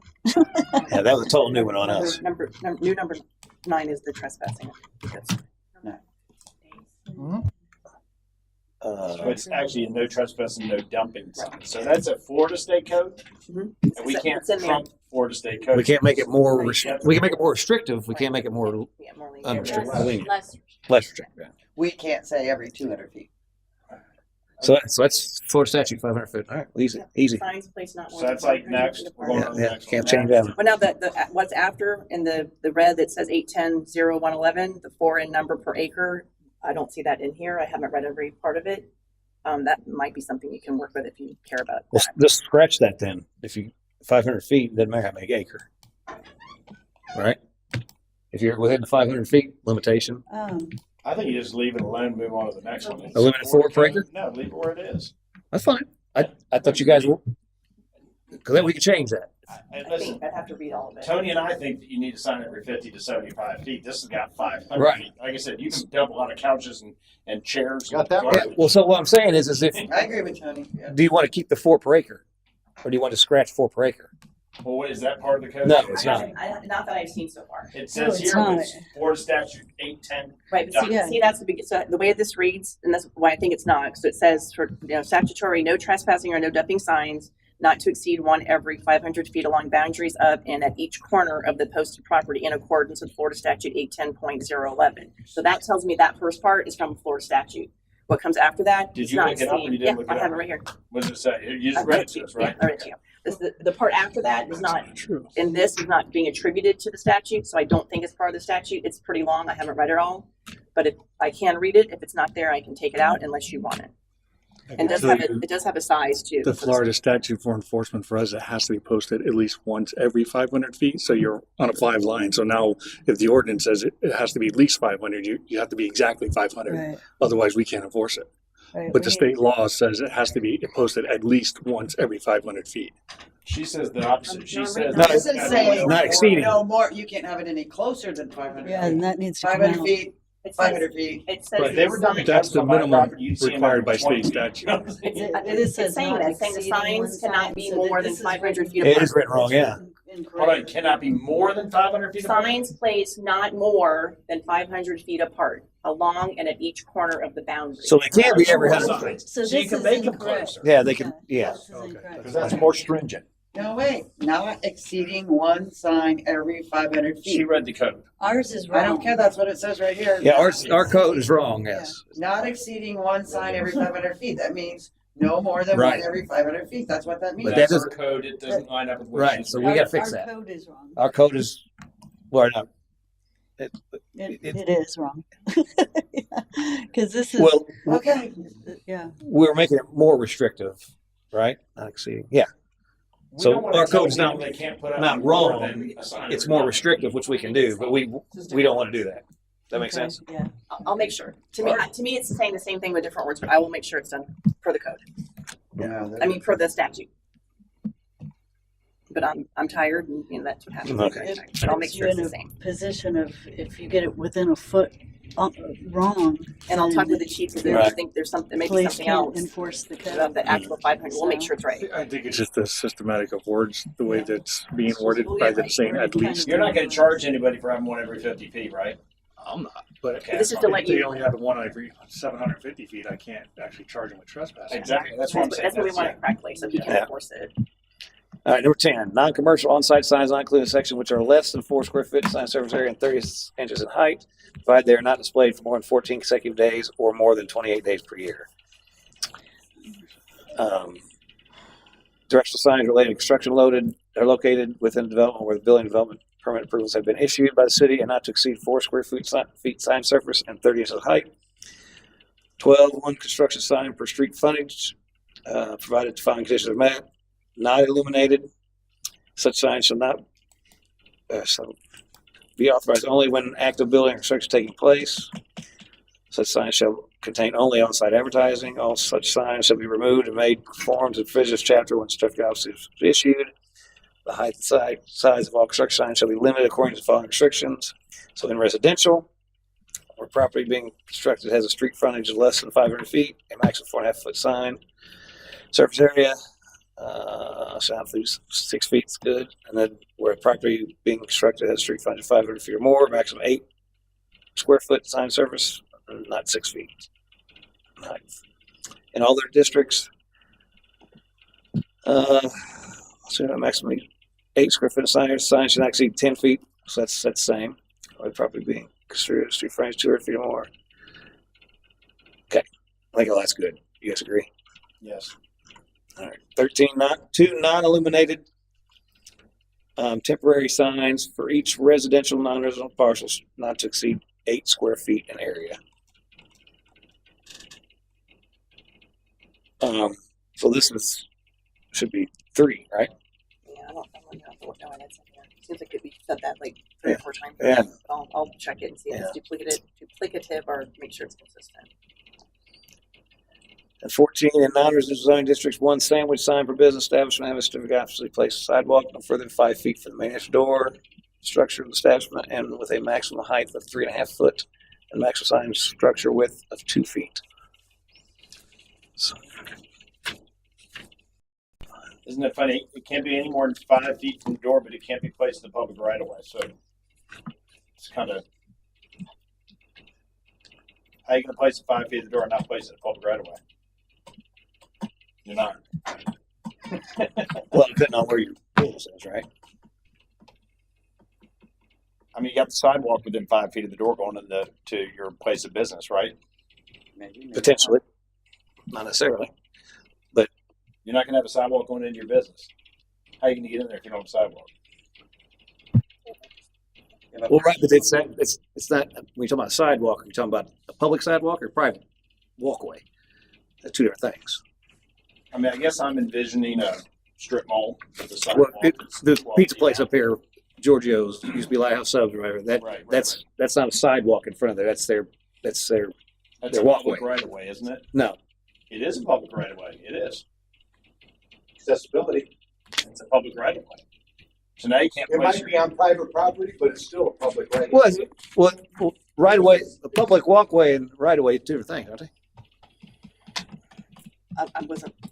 I mean, wasn't people can listening. walk up on my porch, but it's not a public.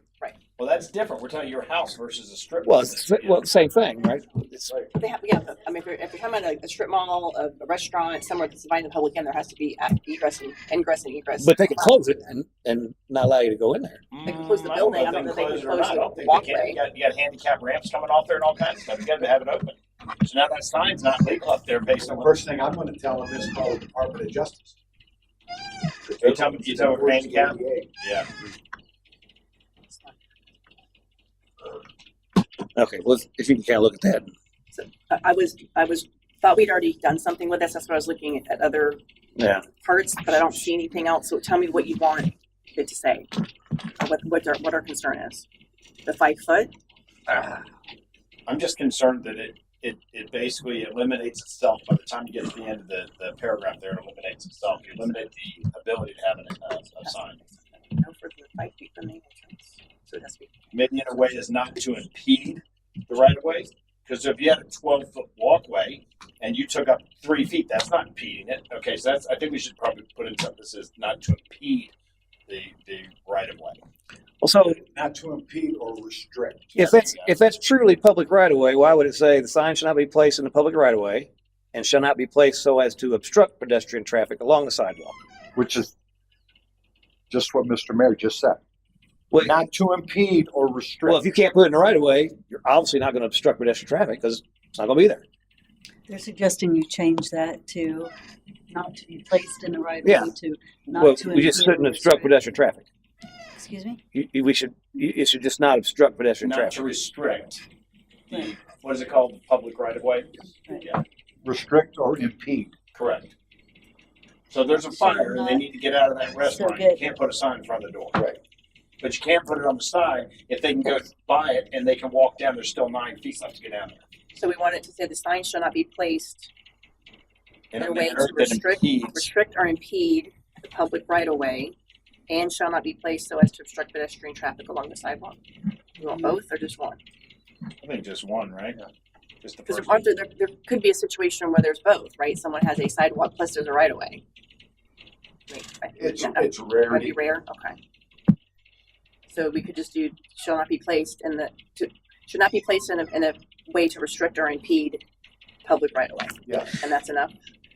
I'll be honest with you, this whole thing is confusing me because this section is really just say what you don't need a permit for. It seems like it really gets into depth on these Well, I'm things. saying this is another one, that's what when I was looking back, the sandwich sign is It's almost like prohibited contradicting. unless it meets these requirements. So So if you want sandwich signs, you gotta give it some requirements. if I could so kindly interrupt here, and I've got Miss Christine on my mind as I say this. Why wouldn't you take, right, these notes and collide them together and put them into AI and just say, hey, if there's any overriding or duplicate things here, please straighten that out. Why wouldn't we use AI for that? Because I don't use AI. I'm a lawyer and I wanna use my own mind, do There's my the own problem. investigation. I'm not gonna use AI. I mean, if it's out there, that's fine. I'm not gonna do that. And if you want a lawyer that does that, you can find one. That is inappropriate. That's not what I have my license to do. You don't That think is the using the tool of AI is correct? The tool of my mind and reading this and putting it together is what's gonna happen. And I'm not gonna, and I don't know how to use AI. I've already established that. I don't have the fancy version. I have the cheap Google version. I am not gonna use that at all. It would be a waste of my time and your money because you paid for it. So I'm gonna do it the way I always do While it. we're getting into that, if we're gonna dig deep, Here- I'll dig a little deeper. Give me a second. It is our time and our Right. money. And that's why I'm So wondering. you want me to spend 5 or 10 hours learning a process? No, you don't. So let me do it my way. This is almost done. This has been hours and hours Chris, of work. What am I gonna start over? here, just when she comes back with ordinance, which will be in our packet, you take that, you plug it in AI, and you can point out I'm things to not bring an up. AI expert, but I've seen it work, and I've seen Yeah, it. and that's And it does work, and it also doesn't work. And I am not the lawyer that's going to do that for you. This is almost done without AI, so I'm not going to start now. And I'm not trying to offend you. I disagree with that thought process for this project and any project I'm working on. I'm not going to be using AI. I know, and you can Google it. Lawyers get in trouble for using AI because they don't do their job right. I'm not even going to begin going down that road. I'm going to do it the way I've been trained to do it. so. Obviously, if you want to plug something in or whatever, and if it points something out, bring it to the meeting. Say, hey, this seems to be contradictory. We talk about it, and she can fix it if Absolutely. it's contradictory. That's how it works. Because obviously you're correct in the point that we have a very large project like this. It's very easy to have things that aren't consistent or that have conflict, and that's why we read through it and try to find them. And this is the, I don't know, 6th time we've read through this, and hopefully we caught them. But that's going to happen. But it will be found. If you want me to do it, it's going to be found the way I am trained to do it and licensed to do it. Thank you. So that concludes that section. If there's anything else that you guys want to bring up. So the only other thing on the agenda, I think we can get is waterfront overlay district. So anything else, sign code, before I close out this item? Okay, next up, item number 2, amendments to the waterfront overlay district, WOD sign code. So in the WOD sign code, there are, What page are you on, Derek? I'm sorry. this will be, Is this still called WOD side code, or has it been changed to Cody River Landing side code? It's still right now. It's still waterfront overlay district. It's 12755. the name of it, but the code actually references WOD. And so it's page 49. Got it. Thank you. And so and this is just from the sign code perspective, we look down through, see if I see.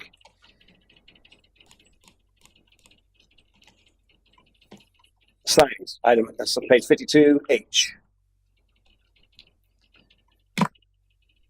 I think it's really just those 5 things, right? For signage, yes. And I will say, for a refresher, this went to planning and zoning. They've started looking at the signage, made some suggestions, and then it became a bigger conversation for them because they understand that it's a new concept for WOD, and they wanted kind of more direction from you guys about overall if everything in here is still the vision for the WOD, which is why they asked for it to come back to you guys. So, I guess from my perspective, do we need any special signage code in the WOD or not? And if we do, what is it? Is it this? Is it something else? I don't know that we need anything specific to the WOD. I don't think so. What do you, Chris? You have any thoughts on it? No, sir, I don't. So I would say our recommendation would be to remove any signage differences and just align with the current H is code. gone. Or we can say, we'll leave H signage and some language that comply with section. Yeah, exactly. Point it back to our sign code. Yep, that's easy enough. Staff have any thoughts on that? Do we have anything in the past where we've had some differences that you guys had because the WOD was more restrictive, or? The only thing was the illumination. That was one of the things that was brought up in the past. Yeah, that's across the board anyway. Yeah. Right? Couldn't do it either way. Yeah. Okay, so nothing that you think of that we would need to do something special there? Okay, cool. Extract that. Okay. Well, that will conclude our workshop. And so obviously, Nancy, you have to go back and crunch all that together and And bring it bring back an ordinance. So my question would be, it definitely could come back as an ordinance first read, but it is extensive, so you may want it to come back as another workshop if you want to talk through it, or we could do, bring it back just as a discussion item, whichever, and nothing, it doesn't hurt to have first read and then decide, nope, we're not ready for first read and have another first read. But however you think you guys would prefer to see it for the next time and discuss it. So the changes that we've made, I guess if we come back with it, you'll have another color for our changes? That's what I actually was wondering about that. That is my goal, is to have either I'll highlight what changes you made or have it a different color so you can easily see what we talked about. what Rod did, what P&Z did, what you've done. Perfect. So that's my goal. Okay. And all in one document. I think probably just bring it back for the first reading Okay. and hopefully it'll be a lighter agenda when he does it. Okay. We get through it. I can suggest that. And WD will be easy, but it needs to obviously follow, so it can be. Now, does this have to go back to planning and zoning first? Okay. Okay. We won't. No, it is. You've heard their recommendations and you have made your decisions, and now it will come back as a finalized ordinance. Okay. With that, then I'll move to comments from Mayor, City Council. I'll start with Vice Mayor, since you've been out of the office for a while. I've appreciated the back and forth we've had. I appreciate the folks in the building department and their input that has helped us to make the right decisions on the sign code permit. I think we've done a great job here. So congratulations to everybody, and I'm proud to be a part of it. Thank you. Councilwoman Sullivan. I have nothing. Thank you. Councilwoman Burke. I as well have nothing. So that I look for a motion. Motion to adjourn. Second. That motion second. All in favor, signify by saying aye. Aye. And workshop adjourned.